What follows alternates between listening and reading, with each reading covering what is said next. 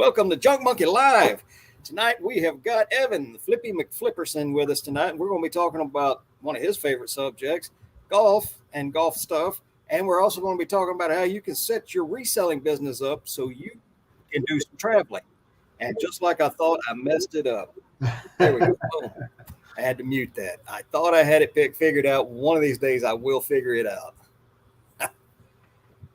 But Evan, how are you tonight? Doing good, man. How about you?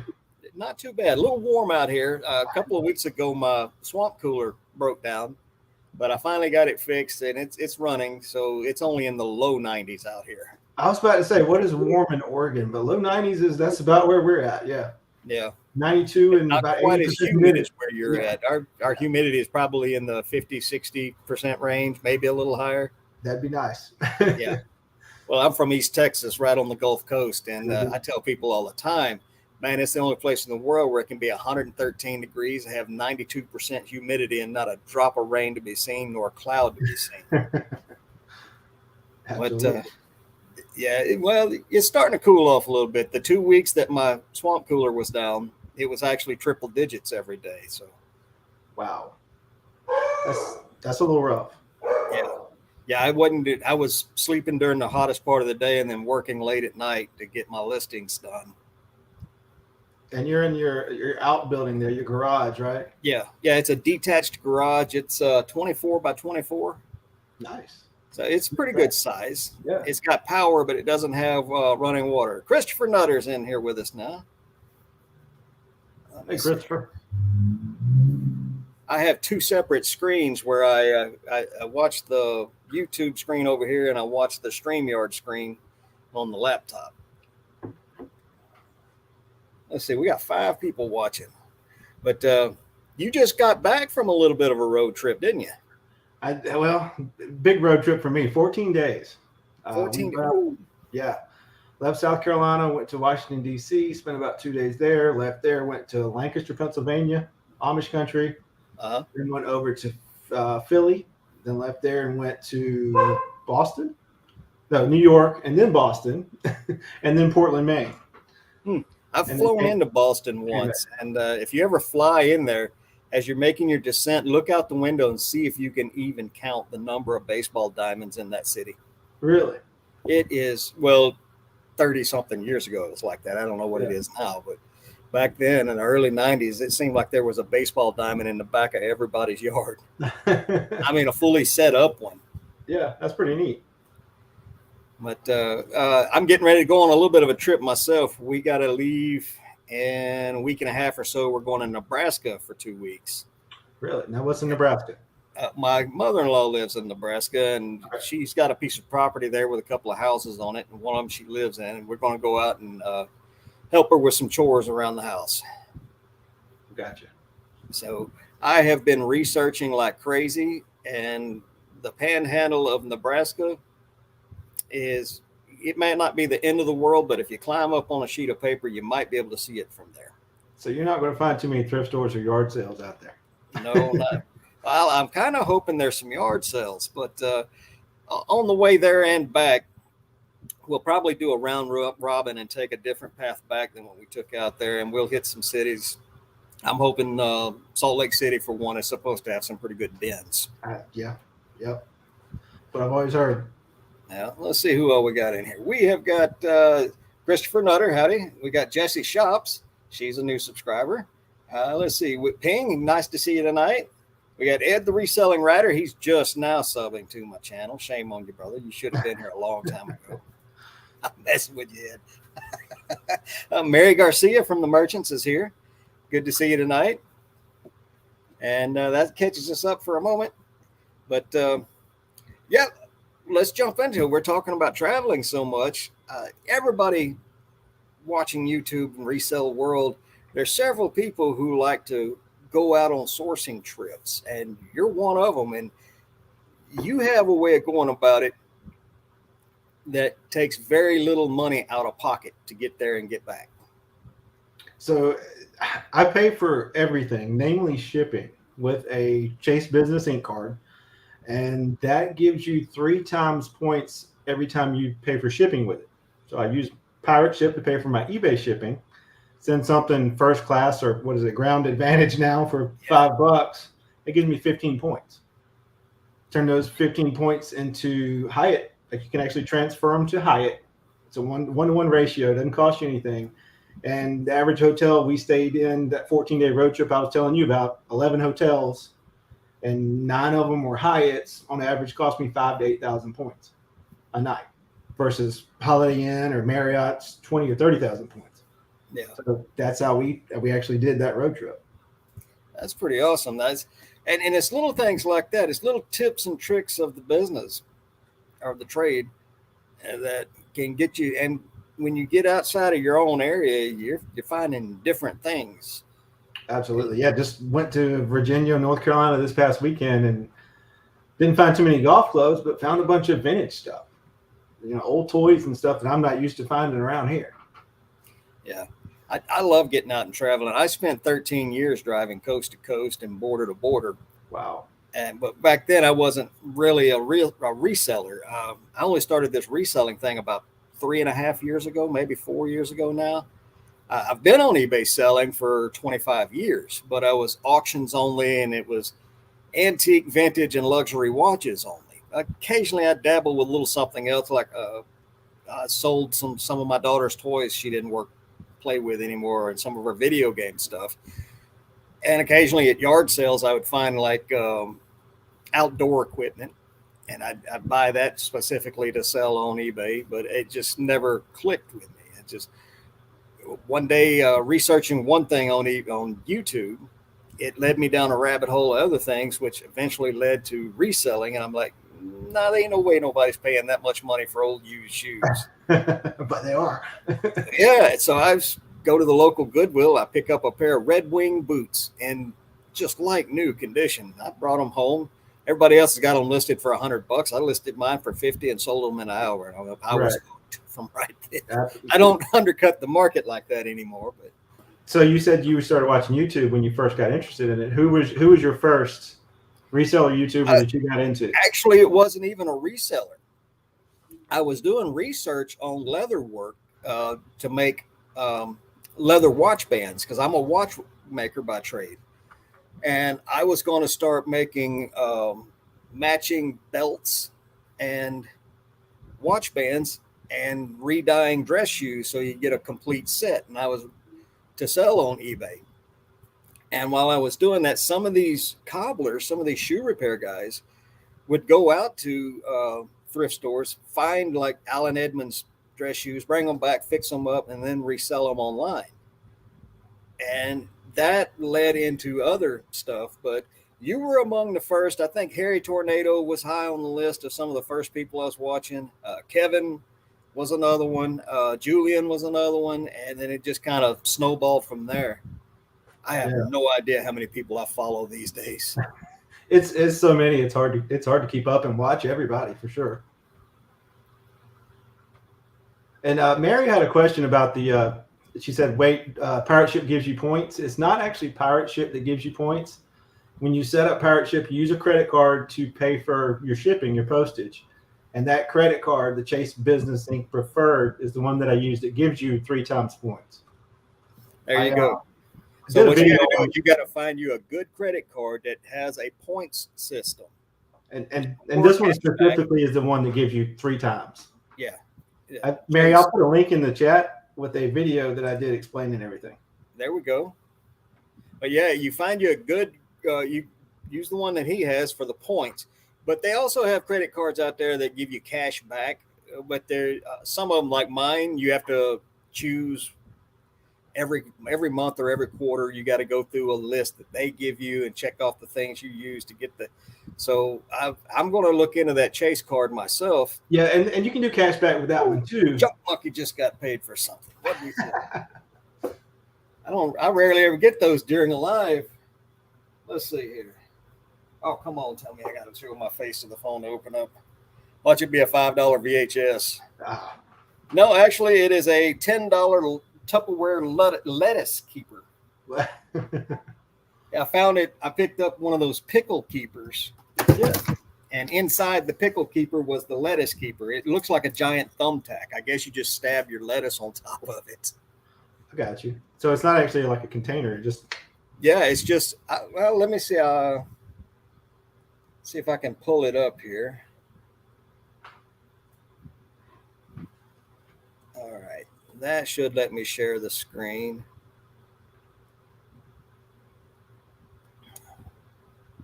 Share screen. Orders. Share. There. Oh, well, I guess I should. Let's see. Boom. See if that works. There it is. So yeah, it just looks like that. I almost threw it away. yeah. Well, you know, Tupperware, they have model numbers on everything they make.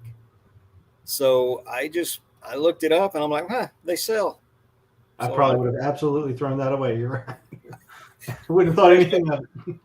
there's no telling how many little things like that I've thrown away through the years. Oh yeah. I see Coco and Chewy has joined us. I don't know if you know them yet or not, but they're pretty good people. They've got a YouTube channel going. They do a few lives. Roman, Roman Anytime Picker is here. He's claiming that you know more about watches than I know about golf clubs. That is absolutely incorrect. But yeah, folks, you can. I've been trying to find. I didn't realize it was Chase, but I've been trying to find one of those credit cards where I can do some of that traveling. My credit card, like I said, every quarter what they give me cash back on changes, but I get 1% back on everything across the board. Right. So I may be looking into getting a Chase. Now, is that Chase for business? It's a Chase Inc. Business Preferred. Chase Inc. Business Preferred. All right, we will look that up because they do charge a $95 a year fee. Yeah, but I stayed in. You can burn up more money than that one night in a motel. That's what I'm saying. I stayed in 9 hotel rooms, 2 weeks ago, and for free. I think it's worth the $95. Yeah, absolutely. But folks, you got to remember one thing about those credit cards: pay them off every month. Absolutely, it does you no good if you don't pay it off. That's right. My current one, 2 months ago, I was within $100 of paying it off. And then I blew a tire and I needed new tires anyway. And then it turned out I needed a front end alignment. So I had to put like $1,500 on it. So, but I've got it paid back down pretty close to getting rid of it again. Yeah. So you got any more tips and tricks on traveling? Like I said, Hyatt's best points redemption. There's always free breakfast, so that saves money too, especially when you got kids coming along with you. Yeah. And then hit up those, and like you said, when you go to Nebraska, you make that round robin trip. That's the best way to do it. Hit up different places, coming and going. And lots of times what we'll do is we navigate with Google Maps, click on avoid highways, hit those back roads. If it's not, an hour or two difference in a 6-hour drive, we'll do that, and you never know what you're going to find. Yeah. Get off last year or the year before, no, last year she made the trip out with her and my daughter made the trip out to Nebraska, and they went up north through Washington, then cut across Montana and all that area over there. And she wants to kind of go that way again, but it adds like 8 hours to the trip. Ouch. One way. Yeah, that's what I said too. Ouch. Ouch. But I used to travel. Job I had in Texas, I worked at a jewelry store as their watchmaker and jeweler. But we had a subdivision of the company where we would go to hospitals anywhere in the nation and set up a complete jewelry store inside their hospital as a fundraiser. And I would go to do all the jewelry work. But, it got so popular that at one point we were traveling 9 months out of the year. Wow. So I've done a lot of traveling, and that on top of being in the service. But I pack light. I don't carry a whole lot. And one of the things I've often found that'll help you out is get a small cooler and keep some snacks in it, some sandwich making materials. But you still enjoy it, right? What's that? You still enjoy it, right? Traveling? Oh, yeah, I still enjoy traveling. I don't know that I enjoy, back in those days, it was nothing for me to drive 12 to 18 hours straight. Wow. From one place to another. And, but over the years, it gets to where you can't do that as easy. Yeah, that's tough. 8-hour drive last week was a little rough for me. Yeah. The wife wants to take a tent and camp along the way and back. I don't. This time of year, where some of the places we're going, I don't know if that's quite a good idea, but we'll probably take one anyway, just in case. So she's into roughing it, huh? Yeah. Well, she's not much of a camper. Speaking of campers, we have a 2-year-old bought it from new 27-foot bumper drag RV camper, and that's more her style. Right. Sleeping out on the my style too. Well, this time of year, as hot as it is, it's my style too.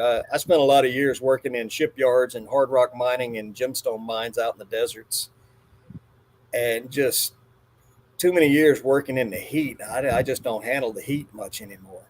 I mean, I can handle it if I have to, but I really don't want to anymore. Right. Absolutely. I just soon stay inside the house. All that electricity I'm paying for and air conditioning, I kind of want to enjoy it. Might as well enjoy it. Yeah, if you pay for it. That's a $200 a month thing that I pay for. I got to get something out of it. Absolutely. Now you said you had your swamp cooler in your garage there, right? Yeah. It's one of those Porta-Cool, the big plastic cube looking thing with a water tank in it and a fan motor. Right. So I've been thinking about filling that thing full of ice and seeing if it works even better. I bet it would. Yeah. Let's see here. Tina from the Lake Exchange has joined us. Rachel Strickland has joined us, as has JD. Thanks, guys. I appreciate everybody coming in tonight.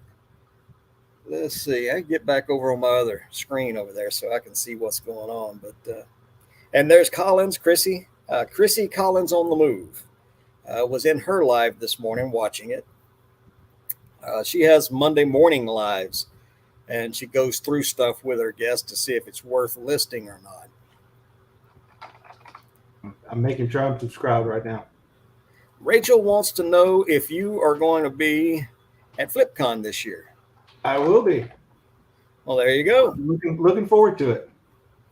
Now, all the things that Rachel can teach me. Hey, if anybody knows how to treat a business like a business, it's her. I believe it. I had her on the show a couple of weeks back talking about just that subject. And that's kind of where I've been trying to angle my live shows lately, is tips and tricks about the business side of it, more so than just bolos and what to sell, what not to sell. Right. And that's, to me, that's the hardest part of reselling, because nobody wants to even get into that or discuss it. It's just, I want to sell it, make X amount of money and, go about my day. But if you don't have a bookkeeper or some kind of financial advisor or software or something, it can bog you down big time. Yeah. The best financial advice I got was actually from a professional sports star. Late one night, just scrolling through YouTube, trying to find something to watch. And I watched a video of Shaquille O'Neal talking about his money. He's got a lot to talk about, I'm sure. Well, he does now, but that first year he got signed on and he got that big check. He had it all blown inside of 90 days or less. So that first year he was living hand to mouth the whole first season that he worked. It was a year before he got another check. But he's got plenty now. Oh, yeah. But he's very businessman money smart. I've watched quite a few videos of him talking about it. I never would have thought that, He owns a lot of interest in a lot of businesses. And he owns a lot of a lot of celebrities. They still have an estate business type thing like Elvis and Marilyn Monroe. And he owns a huge stake in their names. Really? I think he owns a huge stake in Michael Jackson's name too. I'm not sure, but I know he owns Marilyn Monroe almost outright. That's not something you would put together. I mean, that's no. I think he owns like 17 or 18 businesses and some university somewhere. I think it was like the Phoenix University or something. He wanted to go in and pay to be face to face with the instructor, and like, we don't do one-on-one. Right. We need a minimum of this many people in a classroom. So he got that many people amongst his friends and family, and they all went to school at the same time. Really? And you probably paid for all of them. Yeah, he's like, well, if that's what it takes, I guess I'll just pay for 30 people and we'll just all get smart. That's pretty awesome. He owns part of Papa John's pizza place. Icy Hot, I think he's invested in them. You know, he does their commercials for them. And I mean, a bunch. He's just into a lot of things business-wise. Well, he's on a ton of commercials, that's for sure. Every time I turn on the TV, he's there. Yeah. So the biggest thing I took from him is when you get that check, put it away. Take a small portion of it, do whatever living you got to do on that small portion, and put the other away and don't touch it unless you have to. And that's where I started. I guess this was about the same time I started reselling. Over the years of being in the watch and jewelry industry, I've had opportunities to buy really good stuff at really good prices and had to pass because I just didn't have any money. Yeah. And so that money management thing has always been important to me ever since then. And I did what he said. I started just putting it all away. At the end of the month, when it come time to pay bills, of course, I'd have to pull most of it back. But there was always a little bit left, and that just started to grow. Right. And eventually it got to the point where I don't have to pull money some months to pay bills. Right. I just pay them straight out of my checking account and then don't even touch my savings. And when those bigger, better deals come along, I've got the money to act on them. That's a great feeling that, you know, those deals when you just have to walk away from them. Now it's like, let's do it. Yeah. Oh, I can't tell you how many times I had to walk away from great deals, and it just tore me up because I was living paycheck to paycheck, month to month, scrambling at the end of every month to try to scrape up enough money to pay the bills. And that's just a horrible way to live. Absolutely. Now, do you do your own bookkeeping for your eBay business? I keep track of everything, and then I take it in and drop it off. They tell me how much money I got to pay, and I cut the check. I get those little envelopes with the little window on them and right them in. Yeah. So that's folks. If you're going to be in business, you're in business. You may not have an LLC or anything, but if you make $600 or more, you're in business and you owe Uncle Sam, and it behooves you stay on top of that. Go get you a CPA. If you're not well versed in bookkeeping and up to date on the newest laws, rules, regulations, whatever they call it, go get you a CPA. They don't cost that much money. I think I pay mine anywhere from $50 to $100 a quarter, and then at the end of the year when she does the big one and gets, I think it's another $150 or something like that. $400 or $500 a year is what it costs me to keep my taxes and books straight. Best thing I ever did was hire a bookkeeper. Yeah. Now, I do my own taxes because she makes it so simple. At the end of the year, I've got a breakdown, plug them into TurboTax, and it's done. I'm done in like 45 minutes. My bookkeeping is 1 gallon Ziploc bags. Every single receipt goes in there, and at the end of the month, when eBay sends me that monthly report, I print that out and put it in there, and it's all right there. All you got to do is just add and subtract. I was going to show you a box of receipts that I had, but I think I finally threw it away. About this big full. I've probably got a dozen or so laying on top of the bench or my desk right here because I ran out of 1 gallon bags and I need to go buy another box of them. Hey, Brett, how are you? But that's staying on track. Staying on top of your business is the only way to do it. If you let it get away from you, it can be very daunting, very hard to get back on top of it.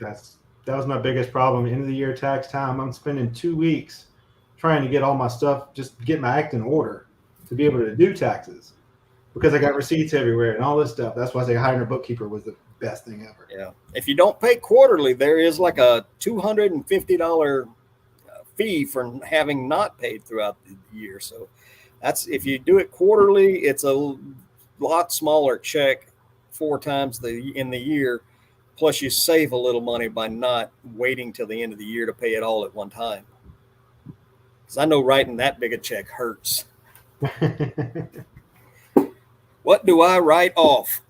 Anything that has anything to do with my business, I write it off. I keep track of my miles. I don't have an app to keep track of my miles. I have a spiral bound notebook. When I leave in the mornings, I write down my mileage, and by the time I get home, I write down my mileage again.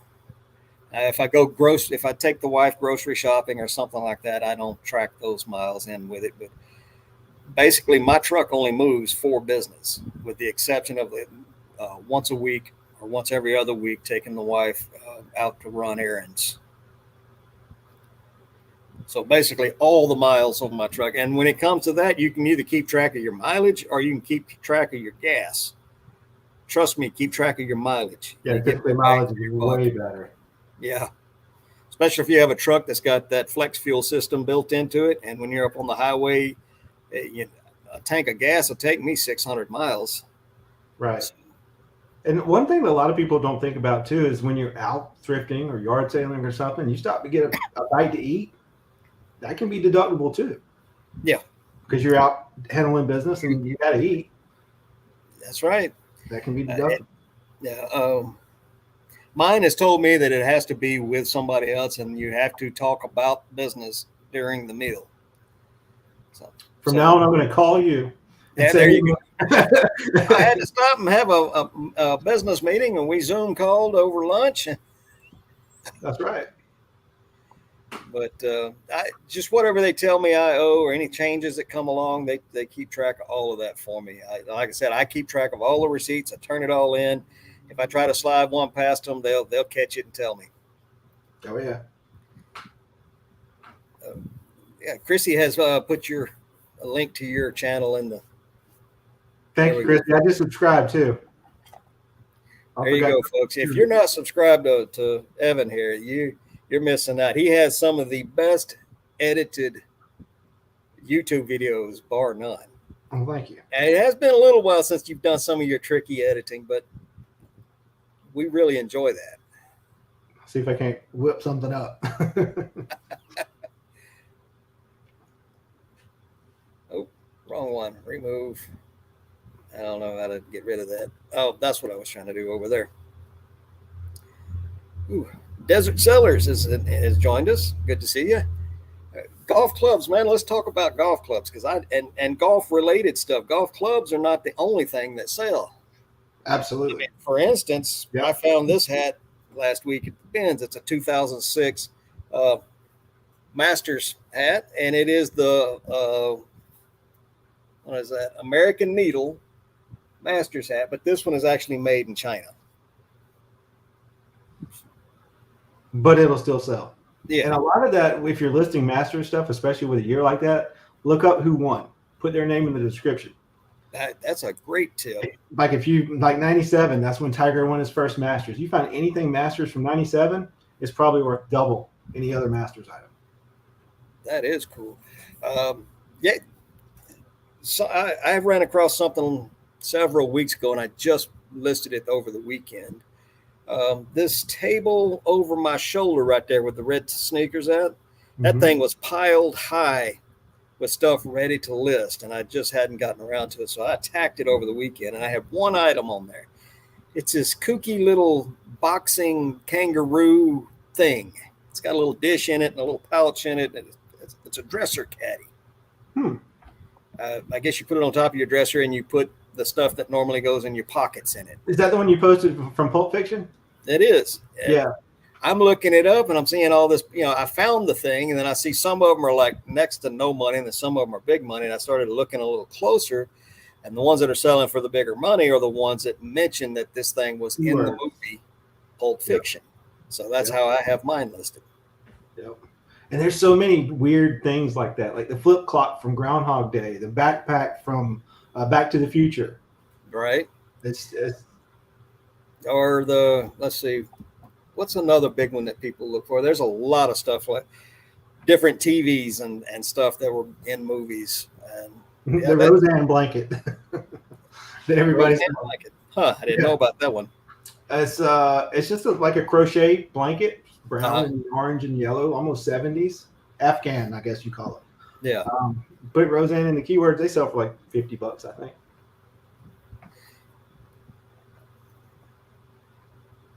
You guys are actually making beauty sound deductible. Beauty. So, Rachel, I feel like if you're monetized on YouTube, and you are, yeah, that's a necessary expense. you better believe it. So, why not? I guarantee you, anybody that works at any production movie or production company, I guarantee you, all their makeup stuff is deducted. Absolutely. If it's a business expense. Hey, Matt, the bearded Poketober has joined us. Well, Yeah, that's a good one. there Saxophone from Tenacious he D. is. The saxophone from Tenacious D. I guess that's that keyboard saxophone toy thing. Yeah. Now, anything that you can tie to a movie or a celebrity, if you can find those things and use those keywords, it will sell a lot faster and for a lot more money. Because there are people out there who build collections around such things. Absolutely. And even Halloween costumes. Like I found a pair of, I think it's Nike Cortez shoes that Forrest Gump wore. Yeah. One time. And it was close to Halloween, and they sold for double what they normally would because some guy needed a Halloween costume. Parts and pieces to make movie props is a big thing too. Like there's a whole group out there of movie prop reproducers. There's Adam Savage from the Mythbusters. He's big into that world where they make things, and things like the Han Solo blaster from Star Wars is made up of all these different parts from different things. And if you can find some of those parts and use the keywords Han Solo blaster, you can sell it. And there's a thing that these prop people do that's called kit bashing. And what they'll do is they'll take model kits, and they will take raw parts and pieces out of a dozen different model kits to build something, a movie prop. So if you find those model kits and they're not complete, don't throw them away. List them and put in there kit bashing in your keywords. I can't tell you how many model kits I walk by just because they've been opened, and I don't want to count the parts and pieces. Yeah, I still don't pick up every one of them I see up, but if I run into them in the bins, complete or not, I don't care. I'm picking them up. Fart Set Jack is in the house. Good to see you tonight, man. I just sold something too. You need to keep talking. All right, man. What have you sold tonight? It is a Harry Potter robe from the Universal Studios. $67. Well, that beats the pants off my $10 Tupperware lettuce keeper. And Ryan from Gold Coast Members is here. Woohoo! We got 20 people. That's pretty close to a record for me. Been going a little bit every week. That's awesome. They must have knew you were wearing that hat. It must have. It's the hat. Now, I made the Instagram reel this morning, and then halfway through the day, I was like, "Ooh, I didn't actually schedule the show." So at lunchtime, I run home and scheduled the show through StreamYard and put it up. And I'm telling everybody, bio in the link, or link in the bio, and I'm like, "Wait a minute, they're not going to find it."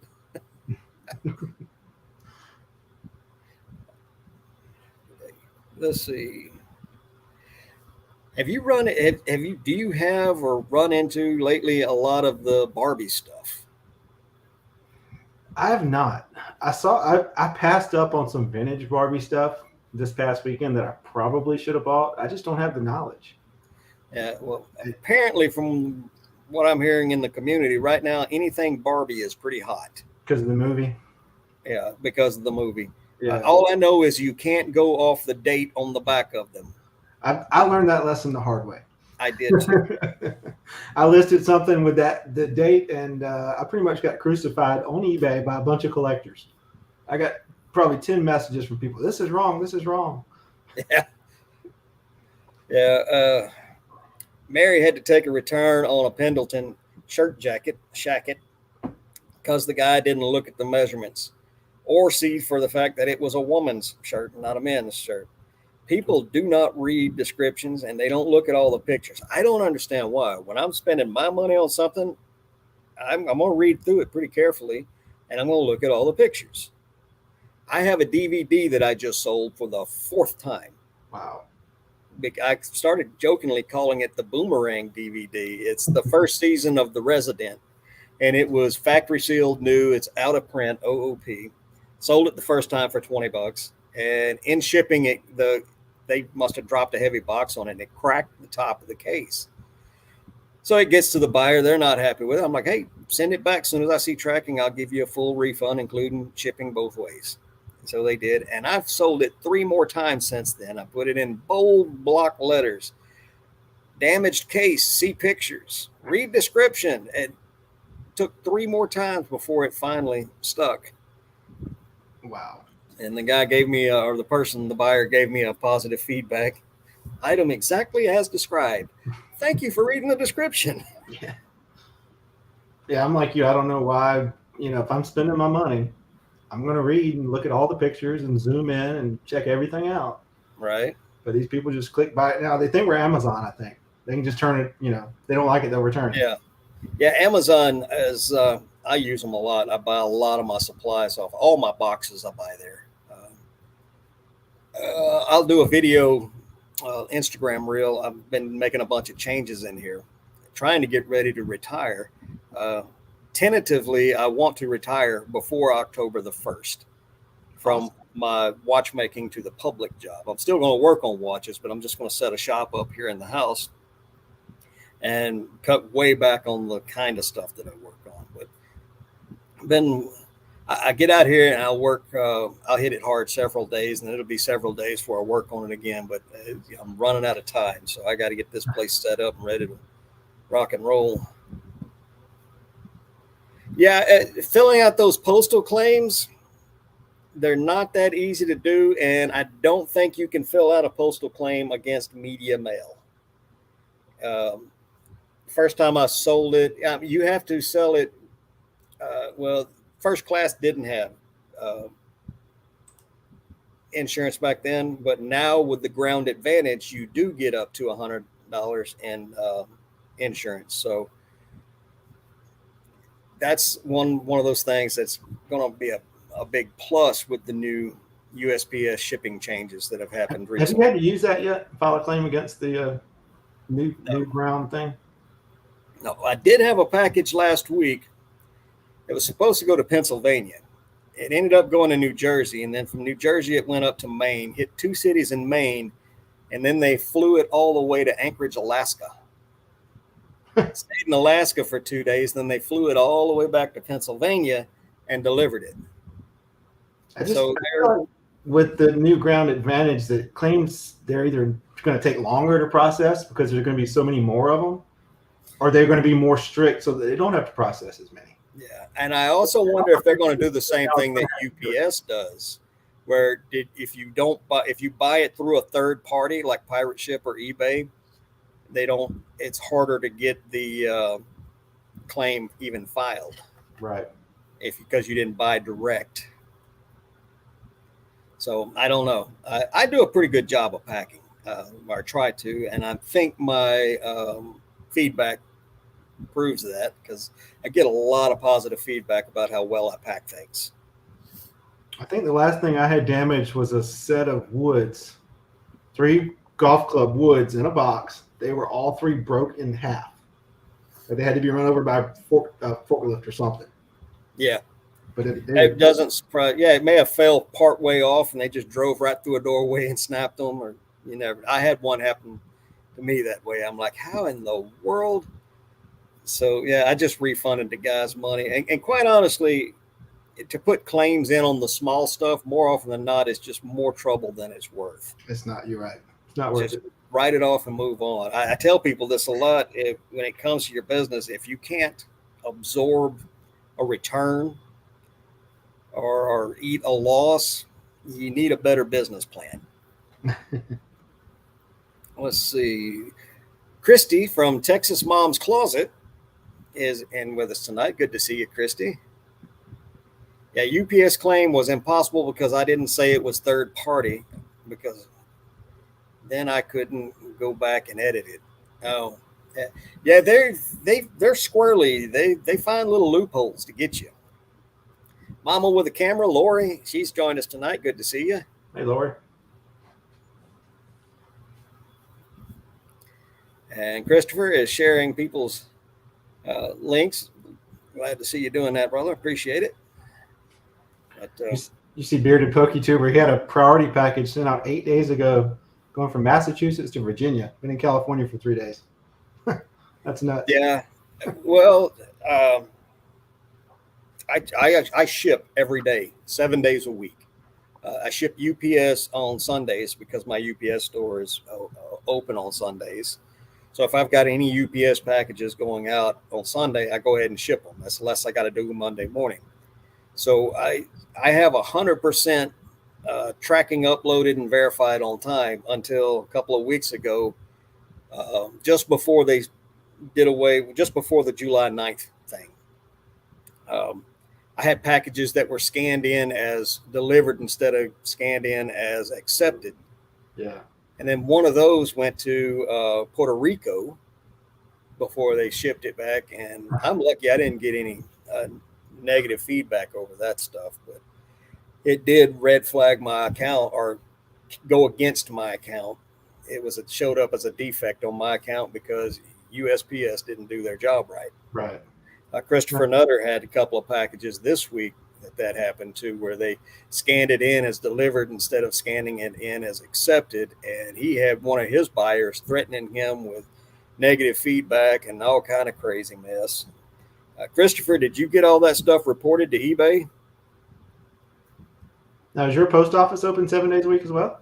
No, Monday through Saturday, but it's a really large area and a very, very small post office to handle all the business in this valley. And it's really not very efficient at all.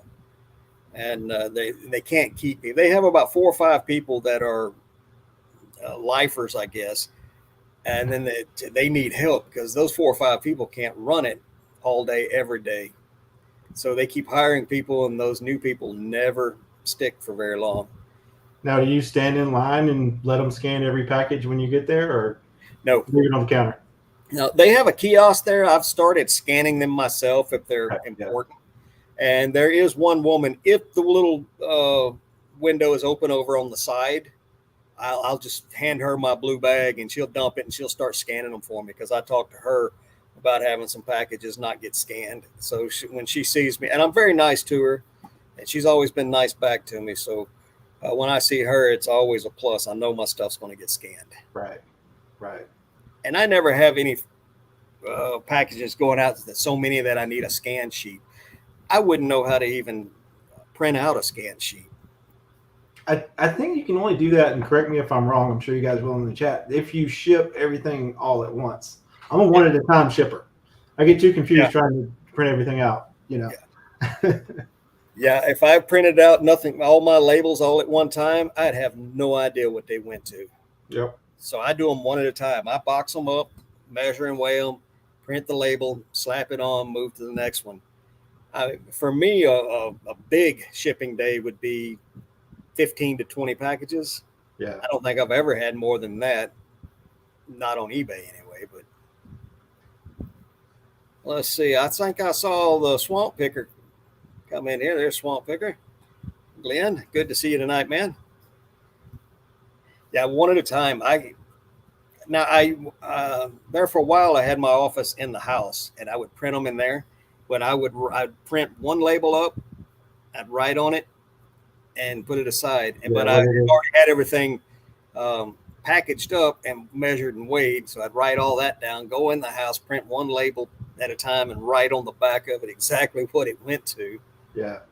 So it's so much easier having my office right here next to my inventory. Absolutely. But do you have a storage unit? I have a storage unit, but I have a cheap $200 Walmart laptop in there, and a $70 label printer, and a battery power thing. There you go. And I just run Wi-Fi off my phone and print everything right there from the storage unit. I have one, but I have all my back stock of bigger boxes out there that I don't use very often. Right. And some other big items that are listed that I just don't have room for in here. So, but I know a lot of people do, and they'll make a list or they'll go off their phone, they'll go pull orders and then take them home and ship them from there.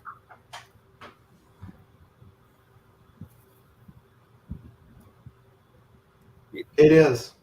It Yeah. is. Yeah. I don't know why I didn't remember that. I've watched so many videos.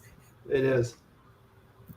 Yep. I usually pull the item, talk about it, and then ship it. I need to start making pre-recorded videos, but I have no idea how to edit. I was going to ask you when that was coming. Well, I've probably got a notebook full of ideas of videos to make. Well, how many did you share? A few years back, I sat down and I tried to learn editing back when I was still in the rock, gem, and mineral and gemstone mining world and the outdoor survival world. I was going to make videos in those genres, but I'd sit down and start learning this stuff. And as soon as I'd start getting a little bit of a feel for it, there would be an update and everything I had just learned was obsolete and I'd have to start over. And I am not patient with that kind of stuff. I can put 300 ports. What's that? Check out Filmora. You're not the first one to recommend that to me. It's kind of what Canva is to Photoshop. It's a dumbed down version of it. Okay. Dumbed down is exactly what I need. That's what it is. And it's I've never not been able to do anything that I want to do. I say I can't even take two clips and join them together. Just drag and drop. Drag and drop. Yeah. Drag and drop. I remember I was trying that one time and I didn't know what I was doing. I ended up with just this massive file of a film. I'm like, it's a 5-minute film. How can it be this big? Yeah, download it and play with it. I think they give you 30-day free trial or something, or you get it free with a watermark or something like that. It's fun to play with. I'm going to check it out. Mary, be careful what you ask for. I might just take you up on it. That's even better.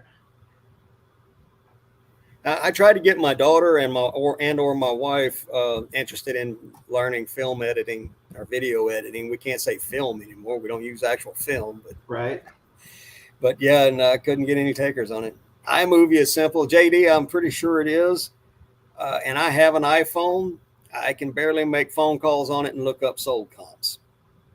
Although I have started using the monthly calendar on it to schedule these shows. I've been looking for a whiteboard, but I can't find one that I like. Yeah, I am that Flipper dude. Good to see you tonight. I am not, as many years as I've been on social media, you'd think I'd know a little bit about it, about how to work all this stuff, but I really don't. For 13 years, I had the oldest and for the longest time, the largest rock, gem, and mineral group on social media across all platforms. I had close to 60,000 members. And you remember a few years ago during the Super Bowl, Facebook did a Facebook groups commercial. One of my groups was in that commercial. So it was a really big group, but I got fed up with Facebook a few years back and I just kind of shut it all down. I'm actually thinking about going back and reopening that group. I looked at it last week and I still have 40-something thousand members and still subscribed to that group. That's nuts. Yeah, I had people, when I shut it down, I had people contacting me wanting to buy it. And I'm like, nope, it's my baby and it's mine or it's nobody's.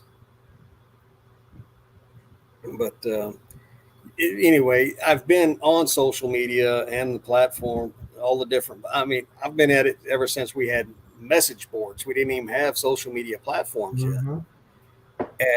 But so you'd think I'd know how to navigate around some of this stuff, but I'm kind of lazy. I learned just enough to do what I want to do, and I don't mess with anything else. Well, you got to do what you love. And a lot of people do not like editing. I love it. Yeah. Well, it shows. I mean, you've had some of the most creatively edited videos in all the reseller community. Well, thank you.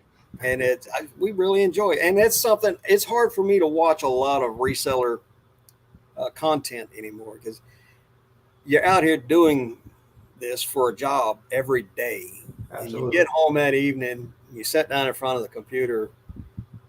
You don't want to watch a couple of hours of people doing what you've been doing all day. Right. So my favorites are lives because you get to interact with people, Right. within your community. And then I like the what solds because I get great ideas for things to look for. I'm like, man, I've seen those before. I've never thought about them twice. And for instance, body blades, Right. the Yep. spring leaf spring looking things. That was in one of your films. What, a year and a half, 2 years ago? Probably so. Yeah. Yeah, I just sold I think the fourth one of those since I saw them in your video. And I think from what I understand, pitchers use them to strengthen their arms and Really? rehab their arms. They'll switch back and forth and strengthen their Huh. arms. Didn't know it had a baseball tie-in. Yeah, pretty popular with baseball players. Cool. I'll start you next time I find one. I'll put that in the description. There you go. But yeah, that's where I get it because there's so much stuff out there. Nobody knows it all. Nobody sees it all. Nobody gets it all. Absolutely. And I find myself in a rut. I hit the thrift store. I run over here, go to this area, go to this area, go to this area. If they've got new carts, I run over to them first, and then I'm out of there.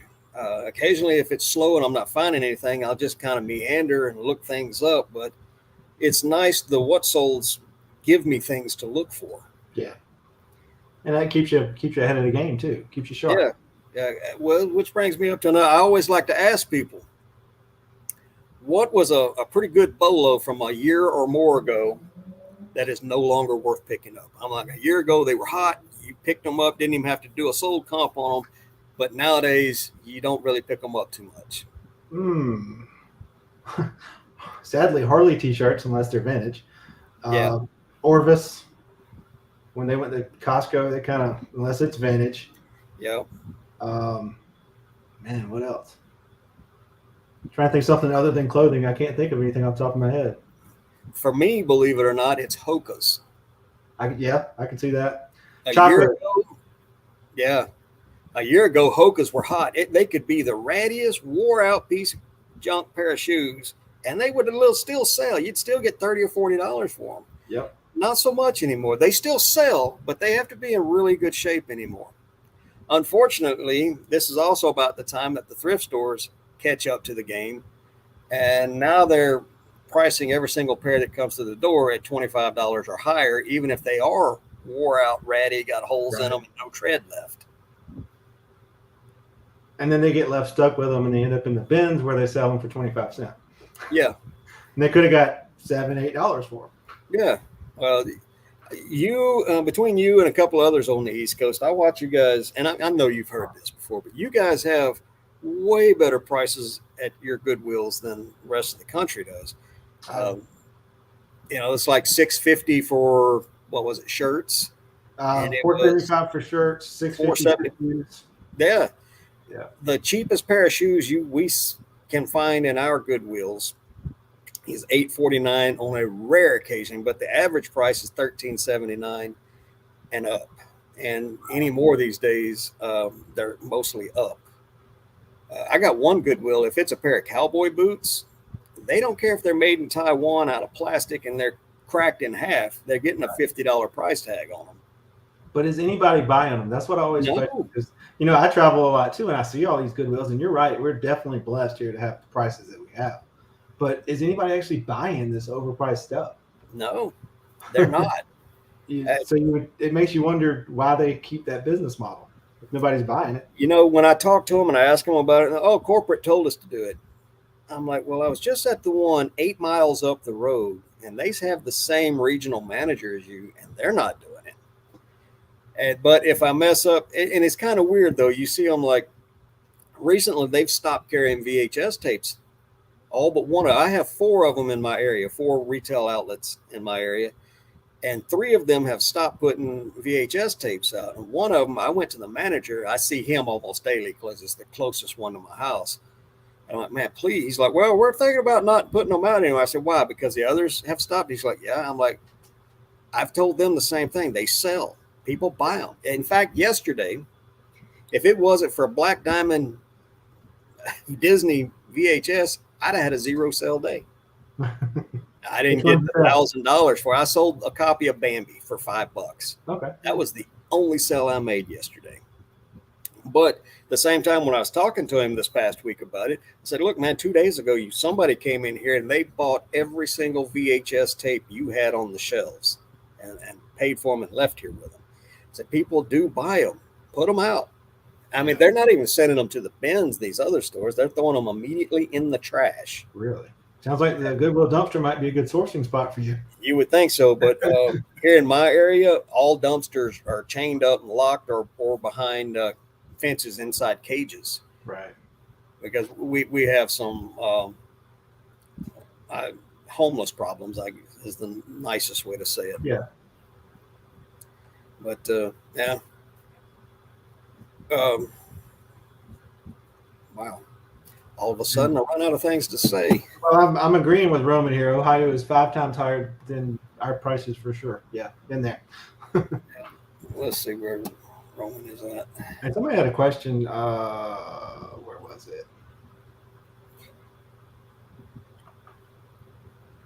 Somebody's asking, wanted to know my favorite place to source, and it's absolutely garage sales. Yeah. Well, my garage sales are crazy too. The competition for the garage sales here is fierce. If you don't get there at 6 a.m. for an 8 a.m. thing and start beating on their door, which I can't bring myself to do that. Hey, Happy Picker. No worries, brother. We're still rattling on. But yeah, it's I can't bring myself to do that. And then the rest of them, I was at one, let's see, Friday, my wife called me. I have a couple of nursing homes in the area, and it's not uncommon for these elderly folks to wander off on a little walk, and then they end up in a little bit of trouble. And it seems for some reason it happens in front of my house. So I've had to load them up and get them home. And Friday, this happened. There's one 4 or 5 blocks up the hill from me. A guy had walked down to a Safeway supermarket and bought a bunch of stuff. And on the way back, he just got too hot and all but fell out right in front of my house. So the wife got him up on the front porch, got him in a comfortable chair and got him some ice water and called me. So I came home, picked him up and gave him a ride up to his retirement home. And on the way there, I saw a yard sale sign. So I stopped at it on the way back, and I ended up buying a fake Coach purse, which Rachel helped me identify. I took it right back because she had bagged my stuff up for me, and she'd left 3 pair of jeans that I bought out of the bag. Oh. So I went back there. Hey, I think I left some jeans here. Yes, you did. And I'm like, uh-huh. And I'm like, oh, and I got bad news for you. This purse ain't real. So she give you your money back? She gave me my money back. Nice. But I was surprised it was. And the jeans were all like BKEs and Lucky Brands, a little bit better than Levi's. Right. And how much would they charge for those? At the garage sale, they were all but one pair of them were $5 a pair. One of them was $4 a pair. She wanted, I think, $40 for the purse or $50. Anyway, I talked her down and then negotiated. So I got a better price than that, but not by much. But by the time I gave her the purse back, and it ended up I lost money. In fact, this blue Nike wind jacket on the mannequin back there, that was one of the things I got from her. That's the only thing left that I haven't listed yet. And you said your sales start at 7, 8 o'clock? Yeah, normally it's 7 or 8. But like I said, if you're not one of the people willing to face it rude and go beat on their door at 6 a.m., I can't tell you how many times I've heard, you see everybody ask for video games. I go up, do you have any old watches? Yeah. I get one of 2 things. Oh, we already sold it, or we were told they weren't worth anything and we threw them away. But yeah, it's I do better if I plan it out and I go outside of town to hit some of the back roads for some of those yard sales. When I was up in upstate New York, Albany area 2 weeks ago, I'm used to our yard sales starting at 7, 8 o'clock, and I'm there at 6:45, 7, ready to go. Albany, it was 9, 10, so I'm awake at 7, ready to go hit some yard sales, and I had to wait 2 hours. And we went at 8:30-ish, looking for sales, and they weren't even set up yet. They didn't even walk out the door until 9 o'clock. It was very strange. Angie Resells is in the room with us tonight. Good to see you, Angie. Coco and Chewy, I don't remember if I've said hello yet or not, but howdy. But let's see. Hey, Lori got herself $20 cake pan. Was that a Wilton? If so, tell me which model. Have you ever found one of the better Wilton cake pans? Never. Every one I look up is not worth it. I They're in piles at Goodwill in a box for $1 a piece, and I'll dig through, and there's never the good ones in there. Yeah, I found a Star Wars one that was decent one time. Yeah. I think it was the Darth Vader one, and I think I got $20 for it plus shipping. But the really good one is the Boba Fett one. Those things can bring upwards of like $70 or $80. Really? I didn't know that. I found a Cabbage Patch one not long ago. I thought I'd found a good one, and I contacted Sarah with the Daily Cabbage. She's married to Pittsburgh picker Adam. She's like, yeah, no, they're not worth anything. And so I went ahead and looked it up, and nope, she was right. They're not worth anything.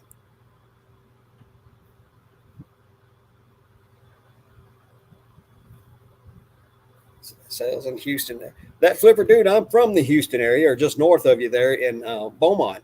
And man, the yard sales we have in the smaller towns surrounding Beaumont were always good. And I imagine if you get outside of Houston and you go over to Bridge City or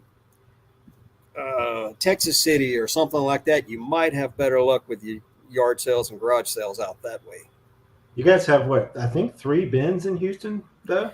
I think they're getting ready to open 2 more. I had Chris from Flip the World. He was on a couple of weeks back when I had to put up the reseller card. Right. And he was on, and he was telling me they're getting ready to open 2 more, and I think they have 3 or 4 open now. But yeah, the bins is the place to go to get inventory if you've got them one close to you. My bins, I do okay at them, but they're very, very small. Most people can go to the bins and they can fill a cart up in 45 minutes to an hour. Me, I have to stay there all day just to get 20 pounds. Land Shark Picker has joined us. Good to see you tonight. We're up to 24 people watching. That's awesome. All right. I think that is 20 minutes away and I never go. It's just not my thing. The same one Josh goes to. Yeah. And you can see what he does. He does really well. I ran across a short on YouTube today of somebody going, and that's how that was the title. Harry Tornado's Bins. We went there, and this is what we found. I'm like, oh, cool. But it's like I said, mine is pretty small, and you might get 2 rotations a day, one in the hard goods and one in the clothing. And our clothing, we never have more than 10 or 11 bins with clothing in it, and 4 of those is going to be like old bedding. Yeah. See, ours is really weird because there is no rotations. Whatever's out in the morning when they open at 10 o'clock, that's it for the rest of the day. And well, that makes so if you're not there at 10 o'clock, you're not going to get a whole lot. Yeah. But I have found some great stuff. In fact, a couple of the best video games I ever found, I found right there. It was a couple of the college sports football games. I think I sold one for $110 and the other one for $115. And I walked outside, listed them right there from the parking lot, and they were sold before I got home. Is that NCAA 2014? Yeah, I believe it was. There's 2 different ones. Yeah. But they both, I've got some buried down deep in my Instagram post. I'm sure I've got pictures or a reel or something of them. Let's see, who's calling it quits? Angie wants to know what day you're headed to FlipCon. I don't know. She might be asking Christy, but I'm going on Wednesday. Either way, I'll see Angie there. You see, you guys, that's all that great stuff. The closest reseller get together that I have is like the Boss Remix, I think it's called, in Vegas. Mm-hmm. Everything else is way out east, and so it's a long way for me to go and a lot of money to spend. Right. So Charlotte's an hour and a half for me, so it's it's not bad at all. there's a lot of us resellers here on the West Coast. I wish somebody, and I'm not doing it. I was about to say that'd be you. I am not that guy. I've actually, to bring up my past again with the rocks, gem, and the mineral, I actually one time set up 3 simultaneous events, one on the East Coast, one in Colorado, and one here on the West Coast. And that was, I could put a feather in my cap on that one. It's a lot of work. It was a lot of work. Now, the one in Colorado didn't pan out so well because the gemstone claim that everybody was going to go to all of a sudden wanted to charge everybody $600 a head to come up on his claim and dig for gemstones. Yeah. And it's like, well, there went that one. I see Tina mentioned eBay Open. Have you ever thought about going to that? I have not. I know Poshmark is having their big thing in San Diego, which is about a 16-hour drive from me, and I don't know what I would get. I know I would, if I could get down there, I would probably learn things that I never even knew I needed to learn. But right.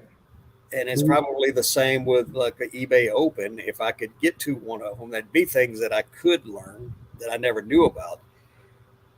But I've been doing this a really long time, and I kind of want it to be more of a sure thing that I'm going to get some knowledge or make some networks that for me to spend that kind of money and that amount of time away from my business here. Do you sell a lot on Poshmark?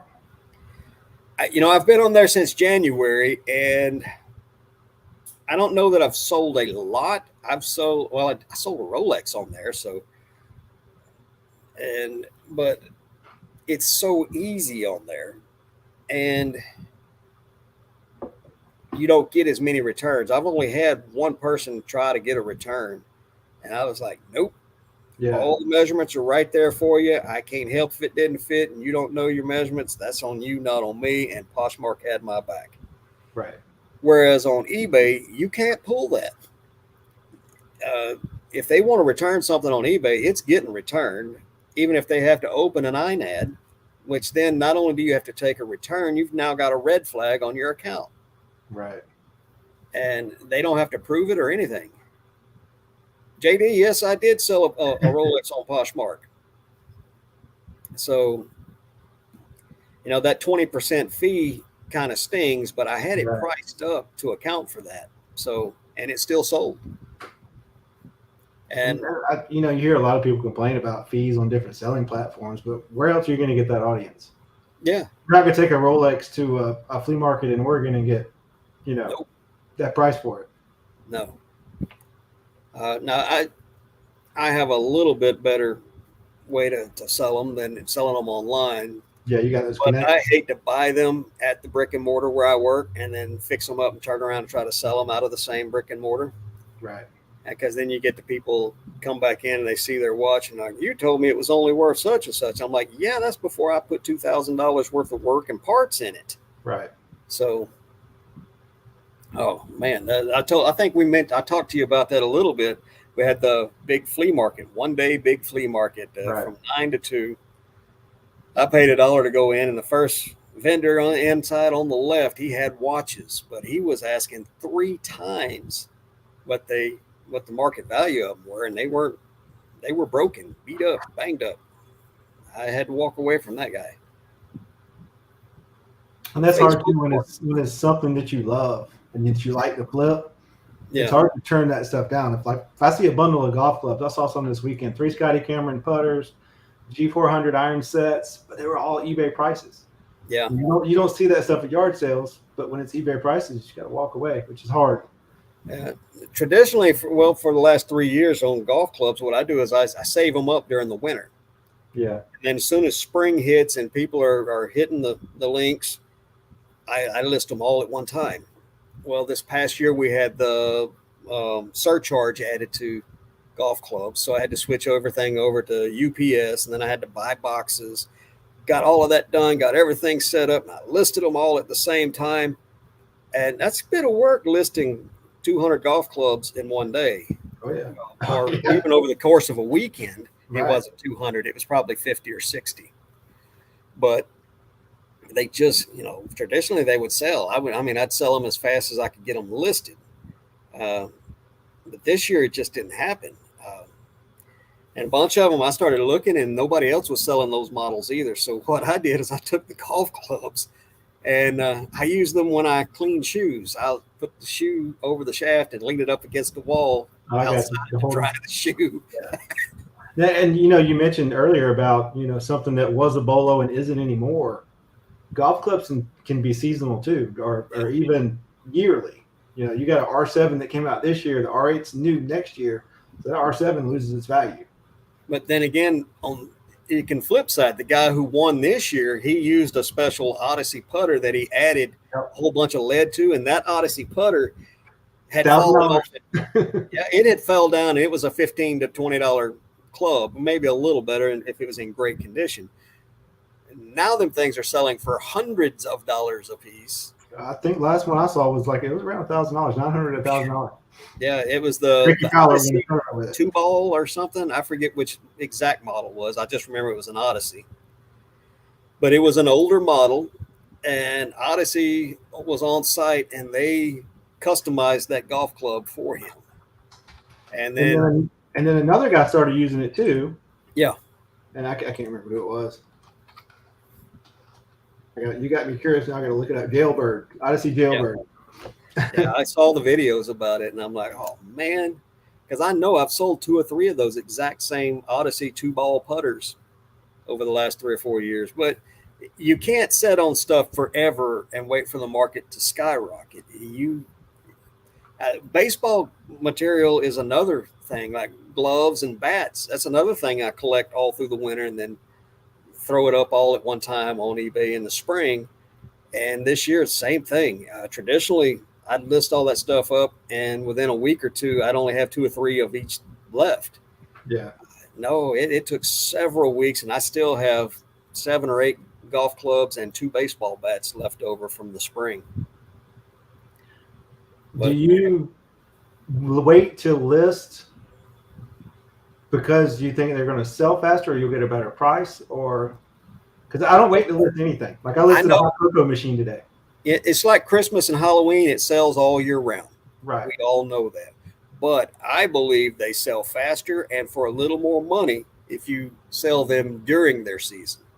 Right. Depending on what it is. And, if I run across some Halloween decoration that was worth $5,000, yeah, I'm throwing that thing up. I'm not waiting for Halloween. Yeah.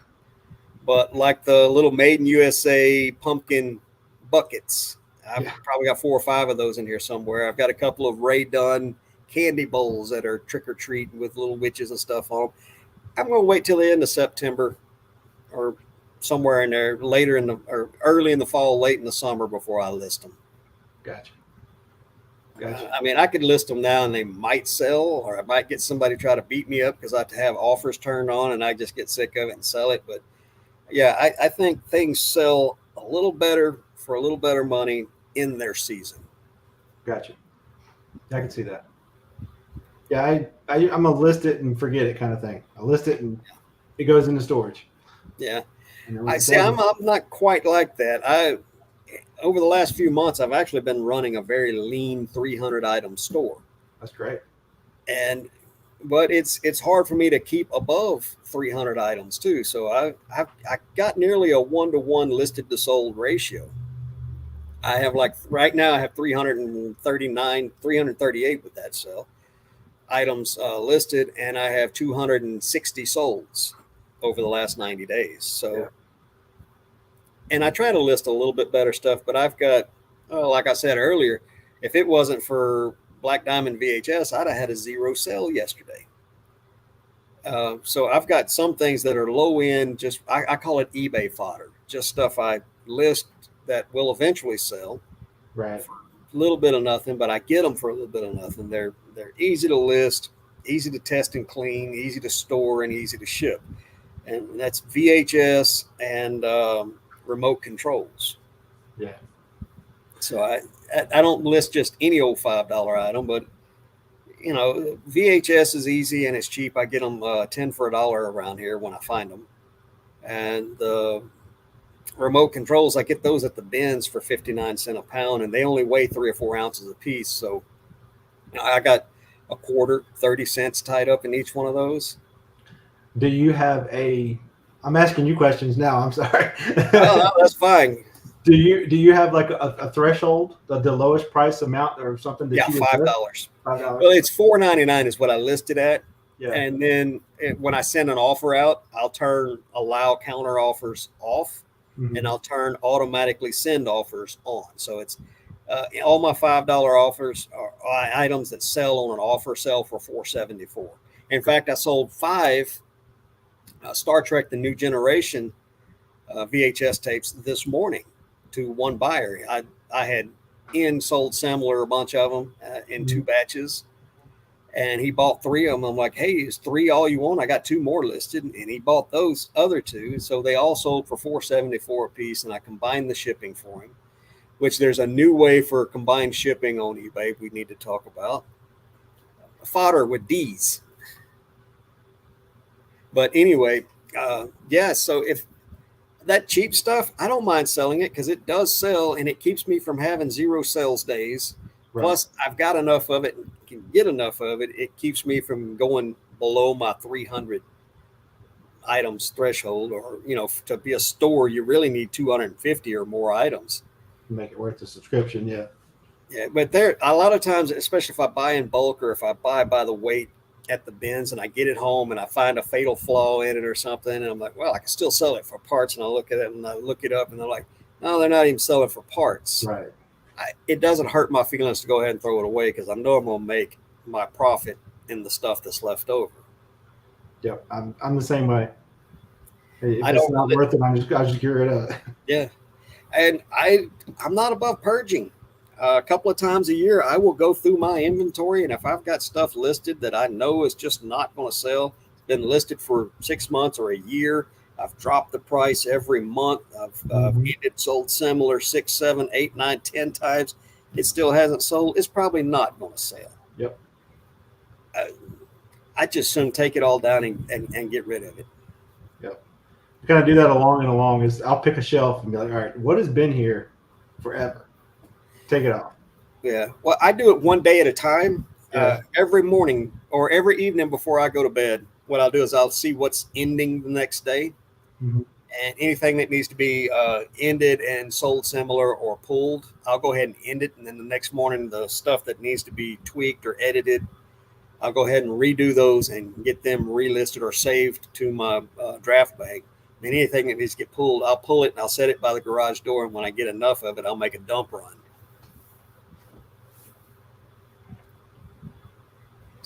Yeah, the remote controls for the comfort beds. The absolute best remote control I've ever sold, though, I got it at a estate sale for $1, maybe $2, but it was a remote control to a fancy toilet.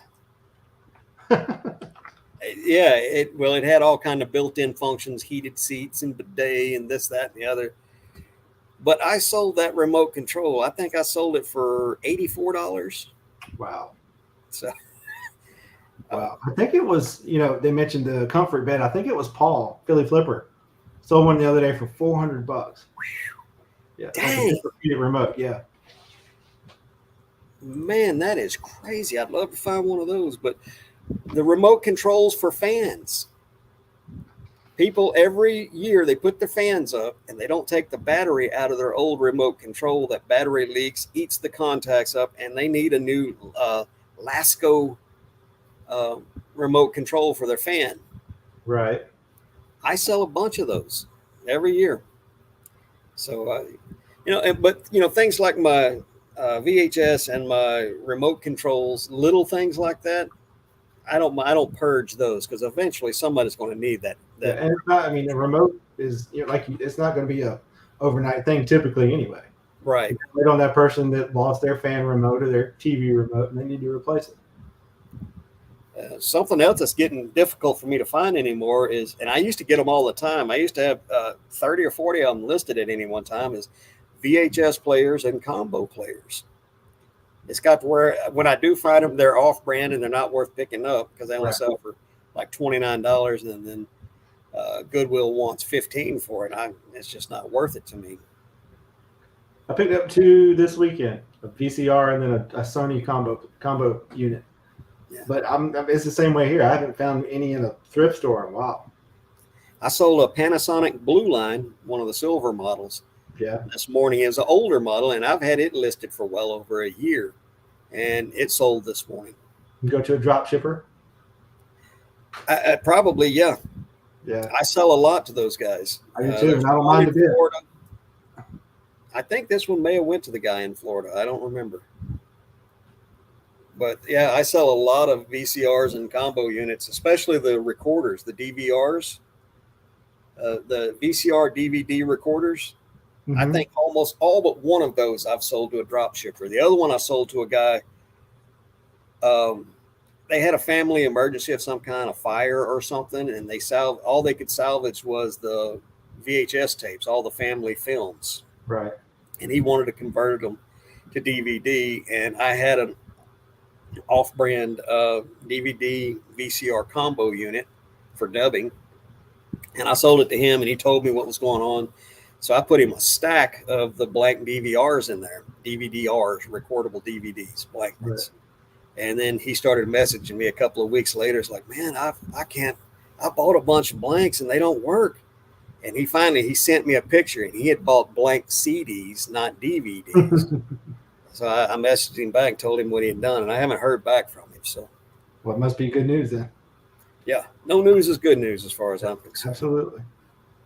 Speaking of which, I have behind me over here, I have some kind of a little business office router that I sold several weeks ago that showed up this last week, got returned bad address or something. I keep waiting for that buyer to contact me, but I haven't heard a thing. Have you ever had somebody return something and not go through eBay? Just show up at your post office or at your I haven't had that one yet, but I did have a check show up one time. And a woman sent me an offer, and she had a big, long description under it, and I'm like, I'm not reading all that. Her offer's a good one. I accepted it. She got mad at me. She paid for it. I packaged it up and went and dropped it off. Then she sends me an angry message saying that I didn't read the thing. Then her offer was shipping included. And I'm like, that's not how it works. And she's just going off on me. And I'm like, I'll tell you what, lady, here's your money back. Enjoy your free item. And I blocked her. And a couple of weeks go by, and she sent me a check with a little letter in it saying she was sorry, she didn't want the item for free, but the check didn't include the shipping. I just file 13 and just go. That's pretty good. When it comes to this, I actually test them in the stores. But that's getting hard to do too, because like I said earlier, all but one of them has stopped putting VHS tapes out. So there's no VHS tapes inside for me to test them with. But luckily we have all the Goodwills in my area have a 7-day return policy on electronics. So I bring them home, test them. And if they don't work, I take them right back, and I never get the money back. I just tell them store credit's fine, and they give me a little printout, and I just spend the money again. And then you find it on the shelf next week, right? Even though they know it doesn't work. I have seen that once or twice, but more often than not, they're pretty good about writing on it, something on it, and they get rid of it, send it to the bins.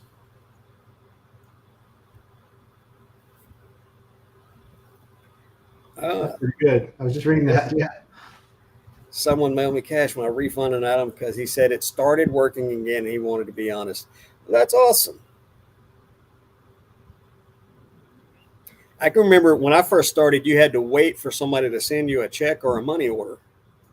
Wow. And that's when the first eBay scammers started coming out too, because they'd send you bad checks or they'd send you a fake money order.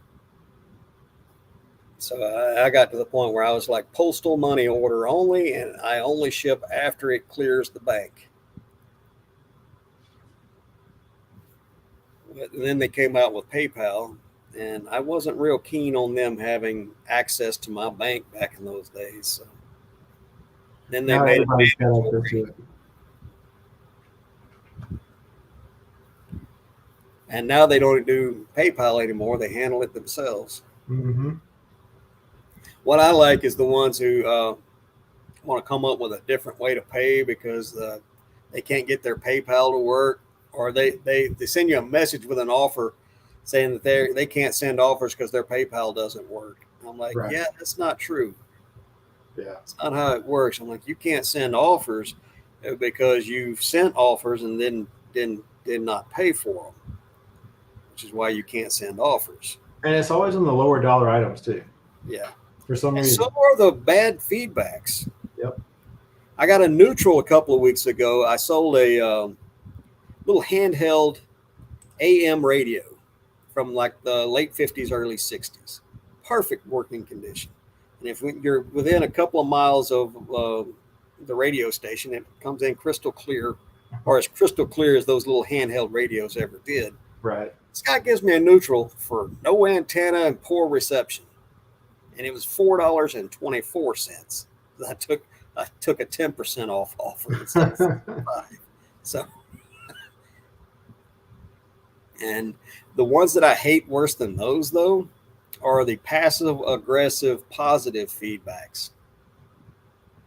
They give you a positive feedback, but they're like, "Hey, you could have done a better job packing. It showed up a little damaged."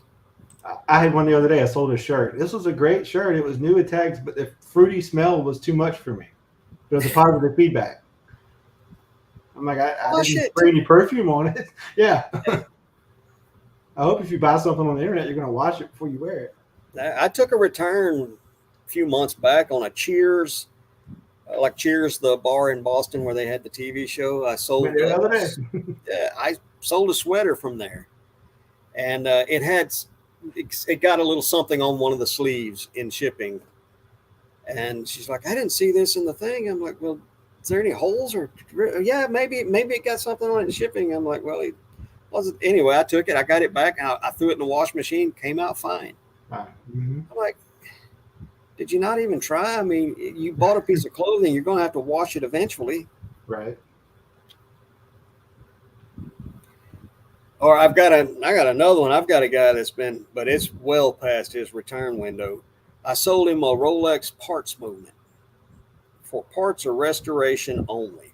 And I gave him a $150 discount just to move it on and get it sold. Described what was wrong with the movement. It would run a little bit. And then the guy's like, oh, it's going to cost me $75 to get it fixed. What are you going to do about that? Nothing. I gave you a $150 discount plus the exact problem you described with it was right. how I described it when I sold it. So, yeah, I don't know. People don't read. I don't understand that. If you're going to spend money on something, especially online, you should know what you're spending your money on. Yep. I get it all. I had a customer in Italy order some golf clubs.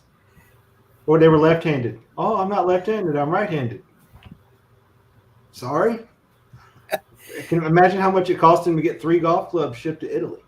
Yeah, I can imagine. eBay backed me up. Yeah, good. Because Italy is one of the worst places to ship international to.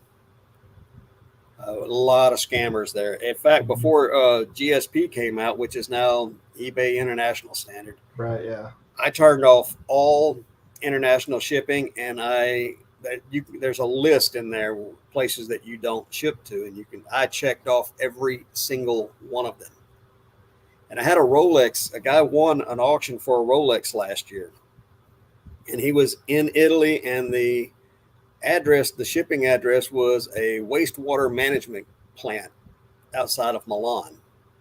I'm like, yeah, no, I'm not shipping a Rolex International. And I called eBay, and they're like, yeah, we should have caught that. It was on your exclusion list. I'm like, well, what am I going to do? I mean, this guy's going to give me a negative feedback. So ended up, they're like, yeah, just mark it as problem with the address. We'll back you. I did, and then the guy started blowing my messages up. Well, I have somebody in America you can send it to. I was like, well, I'm going to relist it, and if they win it, I'll send it to them. Let them buy it, yeah. Yeah, Brazil is a pain. As So yeah, I had so many problems with scammers and people wanting to do returns for international shipping. And I sold a pocket watch, I don't know, 10 years ago, probably 10 or 12 years ago, to a guy in Japan, and he used an American account to buy it, and it went to some freight forwarder or something, and then it went to Japan, and then the guy was upset because the watch didn't work. I'm like, well, listen, man, I don't sell international, so you used a back door. I said, but I'll tell you what, you ship it to me, I'll fix it and ship it back to you. But you're going to have to send a little money with it so I can do the shipping. So he did, I did, and then that tidal wave hit, that big typhoon, and I never heard another word from him. So I don't know if he got the watch back and he's happy and he just never told me, or something with that tidal wave happened. Let's hope he's just happy. Yeah. That flipper dude wants to know what I pay for a used Rolex. In the Rolex world, we never use the term used. It's previously owned.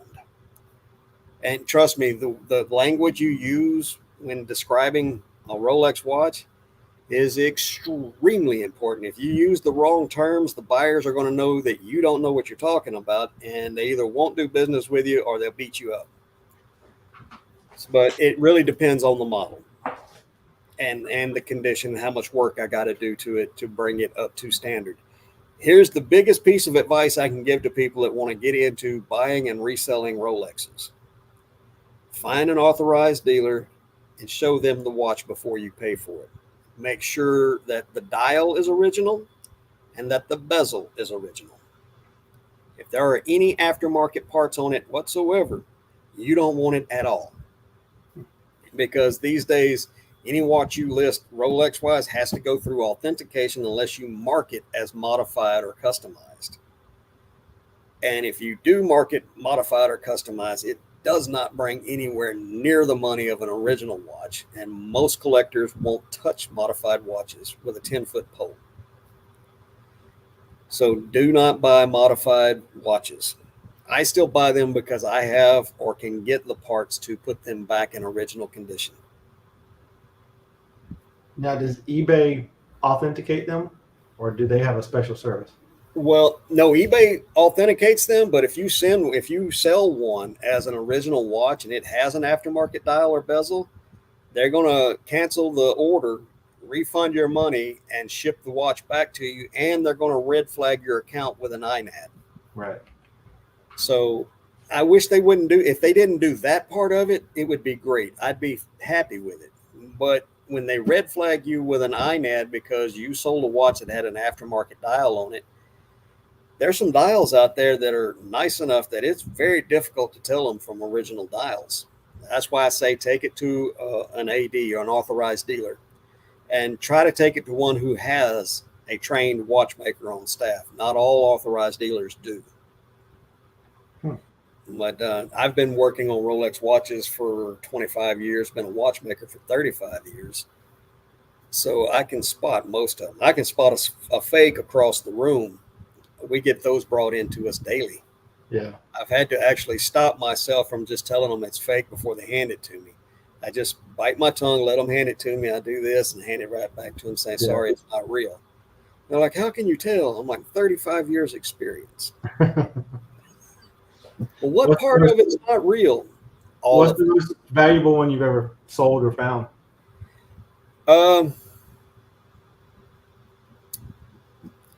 On average, depending on the model, they will sell anywhere from $2,000 to $6,000.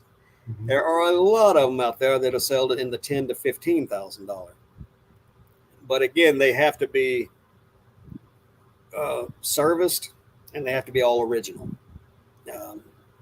I think the most expensive one I've sold was in the 11 to 12,000. It was an early Submariner, reference number 5513.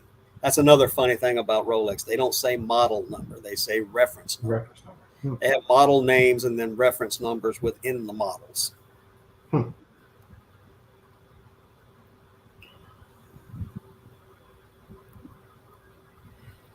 Yeah, well, yeah, there are a lot of authorized Rolex people in the Houston area. Look up Michael Bullock on Facebook or Instagram, and he can help. He's in the Houston area. He is a master watchmaker, and he can help you with those. I've seen a lot of Rolexes show up on high bid that were just absolutely fake. So be real careful. Anything you can't go to take to an authorized dealer to get verified that it's real, I wouldn't, because that's a lot of money to risk. You're not going to find one for less than $1,000 to $1,200 on a good day. Most of them are going to be $2,500, and that's a lot of money to risk buying a fake. Yeah, I don't risk $10 buying a fake Coach purse. So yeah, it's it's and people think because I sell Rolexes that he's got a lot of money. It's not really. The ROI on a Rolex for me is a lot lower than what I make on VHS tapes and remote controls. I mean, the quantity is up there, but the percentage is a lot lower. And the fact that I'm a trained watchmaker and I can refurbish them myself takes a lot of the risk out of it. Yeah. And it's a big risk. I mean, I have one listed right now for $10K on Poshmark, and I think I have it at $8K on eBay. But it's a Tiffany and Company Rolex. It was made by Rolex and then sold through Tiffany and Company back in the late 50s. Amongst watch collectors, that is like way up high on the collector's list of things you want to get checked off. Unfortunately, it's not one of the better models. If it was a Submariner and said Tiffany and K on it, it would be a $20,000 to $25,000 watch. But this watch, I paid $2,000 for it. Without the Tiffany and Co dial on it, it's an $1,800 to $2,500 watch on a good day, depending on. So I paid full retail for the watch without the Tiffany name. Yeah. Now I just got to find somebody out there who really wants a Tiffany Rolex, but can't afford the $20,000 or $30,000 high-end models, and they'll settle for mine. So it's a big risk. I've had this watch now for going on a year, and I've yet to find that buyer. So that's a lot of my money just sitting there. Yeah. That same $2,000, I could have bought all the reseller Bolos and sold them and got the money back multiple times. Right. 10 best golf club brands. Are there really 10 best? Callaway, Titleist, TaylorMade, Ping, Hanma. It's a lesser known brand that's stupid expensive. Mizuno. I might be out. That's 6. And I do remember one thing above all else that from watching your videos. Ping equals cha-ching. Absolutely.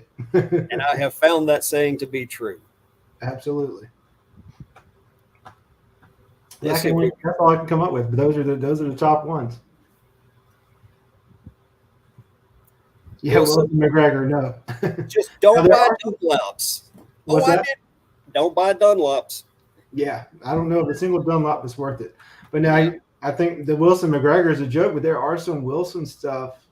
Wilson staff, the modern Wilson staff. Wilson staff, Wilson Pro staff. McGregor V-foil forged irons, they don't make anymore. I just sold a 7-iron the other day. Nike clubs are still hot if you can find them in decent shape. Nike, yeah, definitely. That's one I forgot. Yeah, I run across a new one today. It was a wooden putter.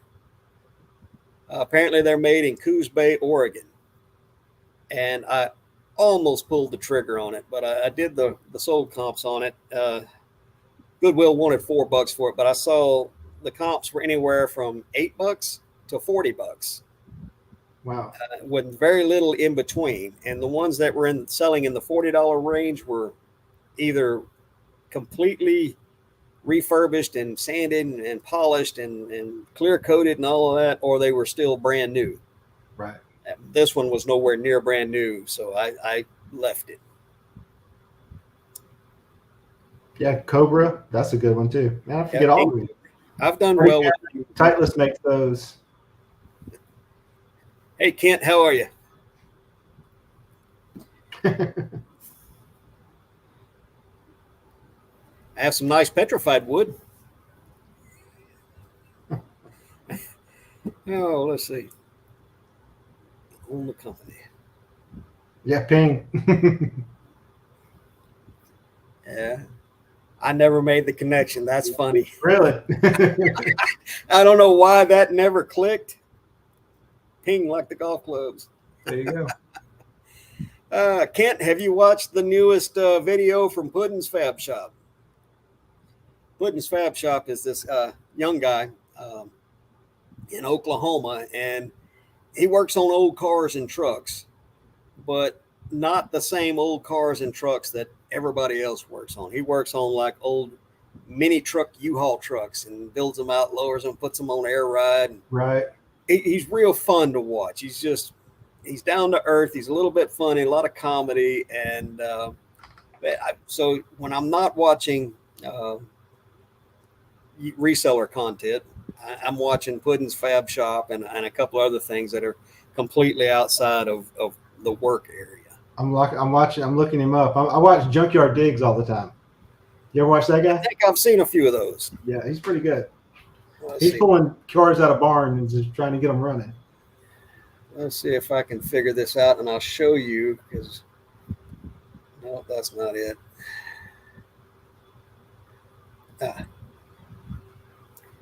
Let's see if I can present. Share screen. There.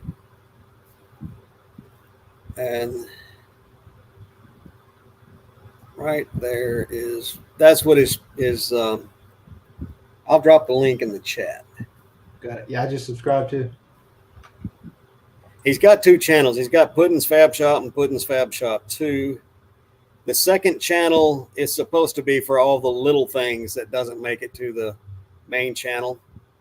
Here lately, they've been interchangeable. He's moving into a new house and a new shop. So he's not doing a whole lot of car building right now. Yeah, Roman, we'd already talked about Odyssey.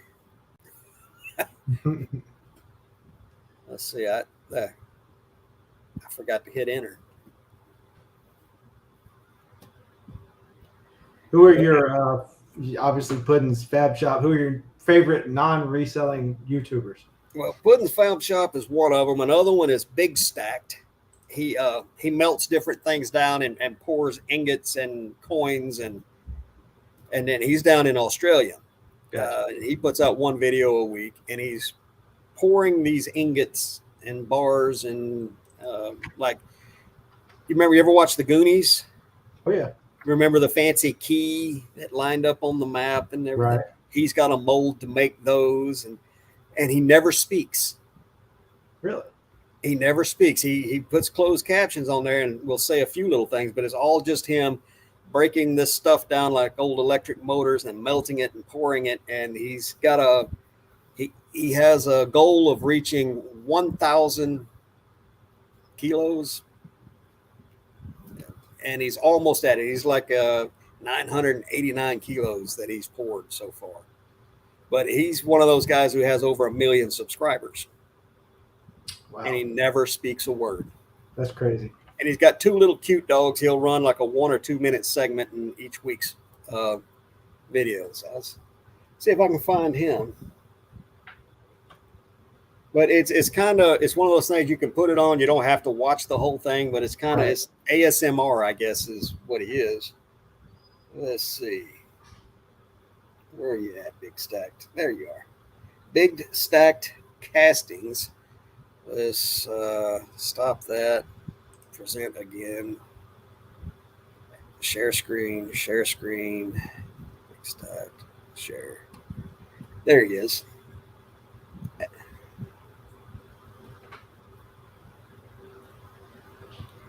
It looks like something I would watch. It's just, and I've got two more that I watch. I got a guy who refines his own gold. He buys like old junk jewelry, right, and purifies the gold. His name is Sri Tips. And then I've got another one that I watch that is Rob Finds Treasures, and he's a coin guy. He goes and buys boxes full of pennies, nickels, dimes, quarters, and sees if he can find like old wheat pennies and buffalo nickels and silver quarters and things like that. So, and he puts out 1 or 2 videos a week, and I'll watch him. Gotcha. I try to watch one of their videos early in the morning while I'm drinking coffee, because I've found that if I start interacting with some of the buyers on eBay or social media before I've had my coffee, sometimes I have to eat my hat. I get that. And when eyes are just stressed out from looking at eBay listings and drafts for 2 or 3, 4 hours at a time, I'll stop, take a break, and watch one of their videos and back away from the computer a little bit, give my eyes a break and my brain. There's so many different varieties of. Matt, yeah. Yeah, that's who I was talking about. Rob Finds Treasures, and he does live shows too, where you can, if you're part of his community, he'll go through like $50 boxes looking for silver $50.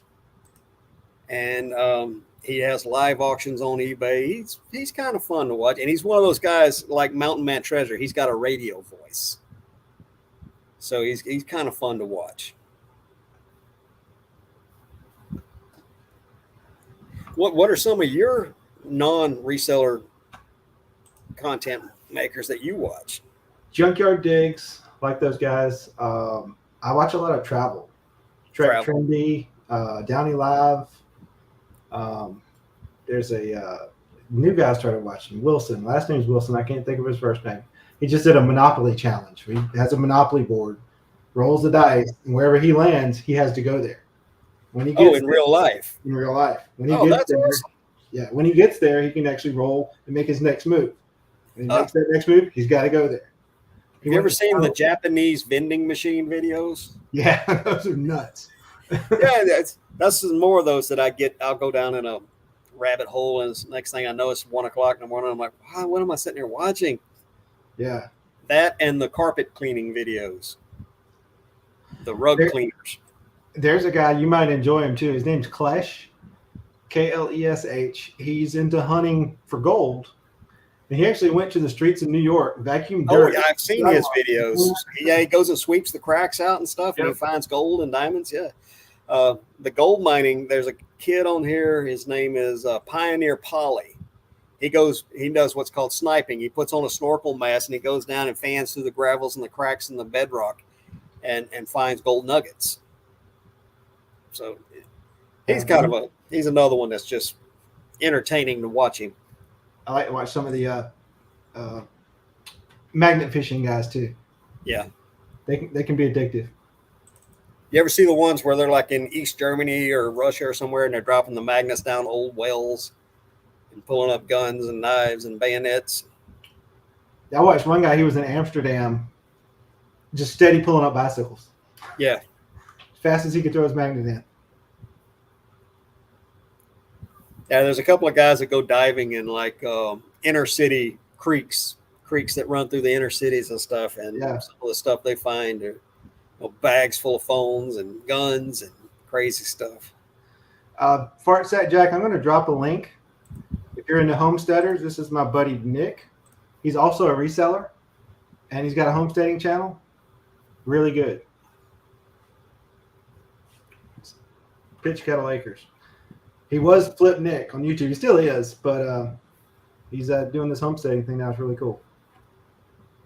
There's a guy in Germany. He goes to junkyards and he finds old electrical tools and this, that, and the other, and rebuilds them. And he's called the post-apocalyptic inventor.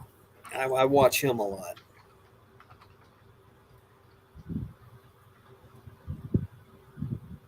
Huh. I guess while I'm in StreamYard, I can't click on the link.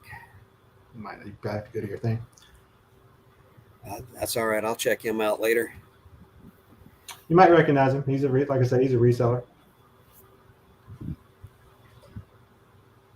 I'm looking up Harold Balder too. I guess that's how you pronounce it. That looks. Oh, I may not have you added as a. Yeah, I got to add you as an admin. or as a moderator.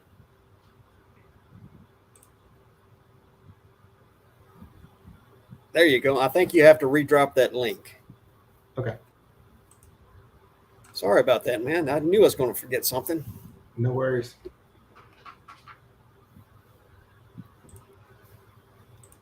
There we go. Now it's working. And I have subscribed to him. There we go. Well, anyway, man, we are approaching 2 hours. I try to tell everybody that I like to keep these things to 1 hour, but the last 3 shows in a row have been 2 hours plus or right at 2 hours. But heck, it's time. It's hard to stop talking when you're having fun. But there was something about USPS that I was going to bring up, the new Advantage.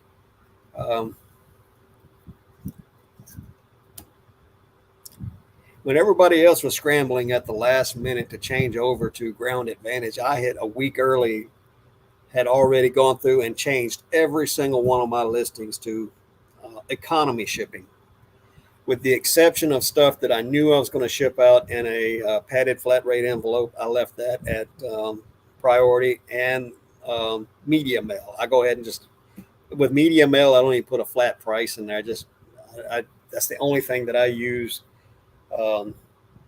calculated shipping on, because that's the only one they get right. Right. Oh, and that's what I wanted to bring up. The guy who bought the 5 Star Trek VHS tapes this morning, in order to do combined shipping, what I have to do is tell them, listen, just hit the buy it now or accept the offer, and then wait for me to send you a invoice. Mm-hmm. Now, eBay used to say orders available for combined shipping or words to that effect. Now it doesn't say that. Just go ahead and highlight all of them, click send invoice, and it will combine them there, and you can give the discount for the shipping. Just make sure you know how much to discount before you do it. Yeah. So you said you do calculated shipping on one thing, and that was it? Yeah, that's it. That's all I do calculated on. Everything else flat rate? Yeah, with the flat rate, I do $9.99. Okay. For if I know it's going in a padded flat rate envelope, it costs me $8.30. But eBay takes 10% of that $9.99, so it and plus, yeah, there's a little bit of cost in the other shipping supplies, like the little poly bags that we put things in, and the stickers and the labels. So it works out. Oh yeah. And everything else, I just go economy, and that way it gives me more of a selection of ways to ship. Mm-hmm. Now, for larger, heavier items, what I will do is I will just look up an address. I'm in Southern Oregon. I'll look up an address in Miami, Florida, and I'll see what it costs to ship there. Right. And I'll back off of that about $5, and that's what I'll put for my shipping charge.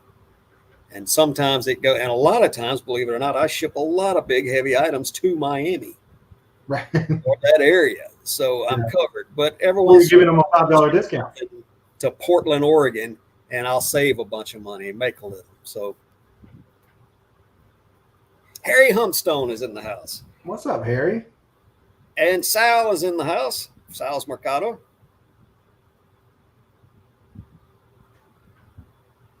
Yeah, it's hard to shut one down when you got people still showing up. But that's why Mary does start doing free shipping and incorporate it into the listing price. Build it into the price. The reason I don't do that is if you take a return, you have to eat that shipping twice. Right. If it's an item shows up broken, it got broken in the mail, I don't mind giving people their money back for the original shipping. But for any other reason other than INAD, I'm not refunding that shipping cost. If they didn't read the description or look at the pictures, that's on them. That's not my fault. I don't have that money to refund them. Right. USPS has that money. So I really don't feel bad about not refunding the original shipping. Yeah, I used to do free shipping on everything, like you said, build it into the cost, and then I started doing promoted listings. Yeah. And the problem is they put that percentage on the shipping cost too. So now I've started breaking it out and just charge like a flat rate shipping. Like every golf club is $12. Yeah. That's my shipping. My golf club boxes, I buy the 4x4x48s from Amazon, and they cost me like $2.38 a piece. So me being up in Oregon, the vast majority of golf club buyers on eBay, they're all on the East Coast. Yeah. So by the time I pay for the box and pay for the shipping to the East Coast, I have to charge $14.99, and I'm still losing a little bit. But again, every once in a while, I'll send one to California, and I'll make some of that lost money back. So it all kind of evens out. Shipping, what to charge for a flat rate for shipping was probably one of the most difficult, or not, I don't know how difficult it was, but it took a while to figure it out. Yeah. And get it right.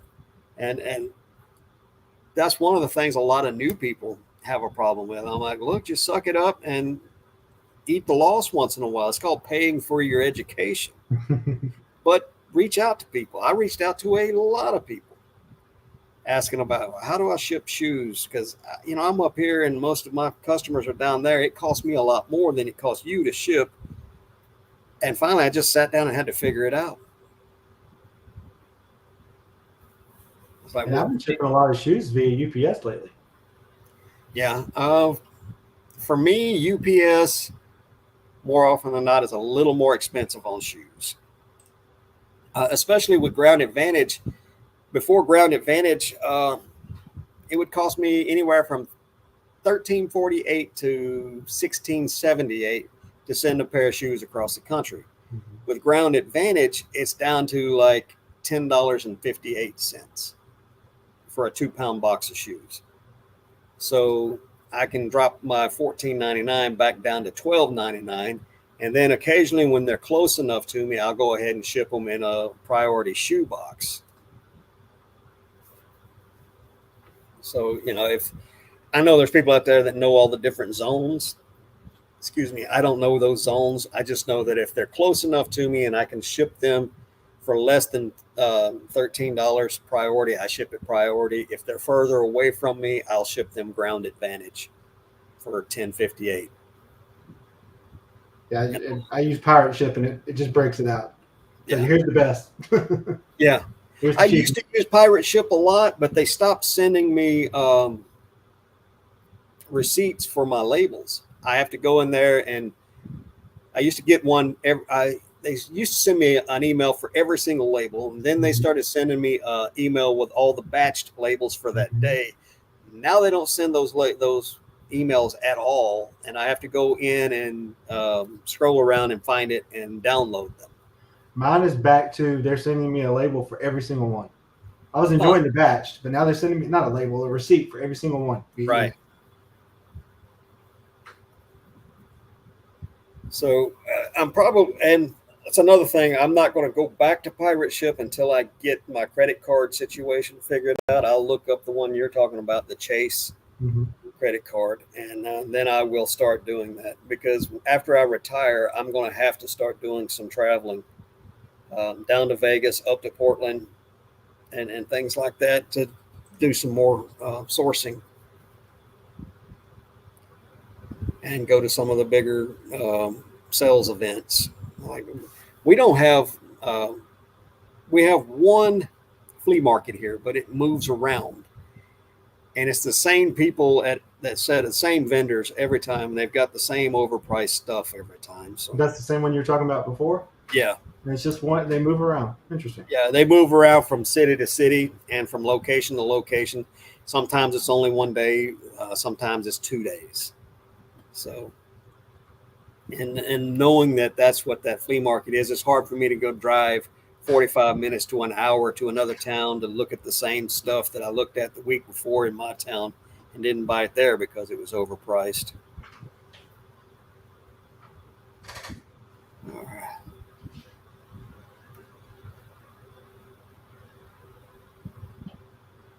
Mary, I am not that good with the numbers. That's correct. Yeah. That's correct. What you're saying is correct. Okay. So when you do a promoted listing, if your shipping is built into your price, you're getting that percentage on the total Right. $18. If it's $12 and $6 shipping, you're getting, and you promoted at 8%, you're getting hit with 8% fee on $18. If you do it $12 and then $6 shipping, you're getting hit with an 8% fee on $12. Right. Okay. Yeah, I get you. I remember looking into that. It's the return That's thing my that understanding. it's, yeah. And I do remember looking into that. But the returns, I don't get a lot of returns, but I do get a few. And I don't like having to eat that. And what's bad is a lot of times when I do take a return, is sometimes it's a large item, and you don't get the same discount with return shipping as you do shipping it originally. Now, being top rated plus, a lot of times I don't pay for that return shipping. eBay eats that. But when it's a large item like a CRT TV and it goes UPS ground, I have to buy the label, send it to them, and then they ship me my item back. So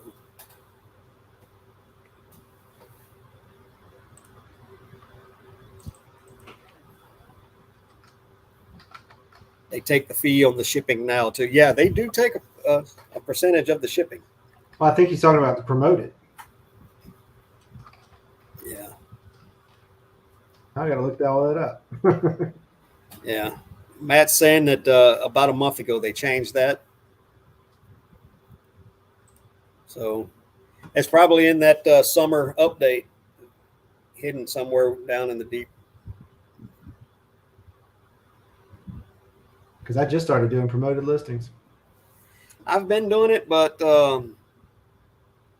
eBay authentication messed me up on 2 items. Even though I put in the description that the items were modified or gave a complete description of something, eBay authentication shut it down and shipped it back to me. So that cost me a lot of money. Right. Now, one of them was the Rolex that I sold on Poshmark. I got the watch back and I listed it on Poshmark and sold it for a lot more money. So, but anyway, they also hit me on a pair of New Balance 990s that had the insoles replaced. I put right in there that the insoles had been replaced, and the buyer had talked to me back and forth in messages, and they didn't even contact him to see if it was okay. They just told me my shoes were fake and sent them back to me. I'm like, I'll fix you guys. So I just started anything under $20, I promote at 2%. Anything over $20, I promote at 3%. Whereas before they did that to me and I changed, I would figure out whatever category it was in and what they charge for a final value fee. And then I would promote up to 20% total fees. So like watches are 7.5%, I would charge, or 13.5%, and I would promote at 6.5% or something like that. So that the total amount of fees I was paying would never be more than 20%. But yeah, I just took all that down, and just 2 and 3% is all I promote for anymore. And quite honestly, I haven't seen a drop in sales. Here is one thing: if you're going to drop the amount that you promote an item for, go ahead and end that listing. Sell similar and change your promoted rate there. Because if you just go in and edit it, for the next 30 days, it is still going to sell for the original promoted ad rate. And they tell you that when you edit it. But if you end it and sell similar, that's a new listing, and you can set the ad rate whatever you want.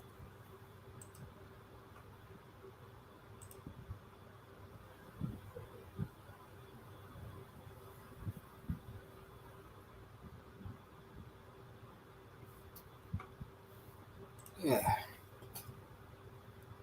Well, all right, folks. I think Evan and I have both about talked ourselves out. I keep forgetting I've got water. So I think we're going to call it right there. Evan, hang on a second, and we'll go ahead and we'll say good night to everybody. Thank you so much for being here. And if you don't mind, if you haven't already, hit that thumbs up on your way out.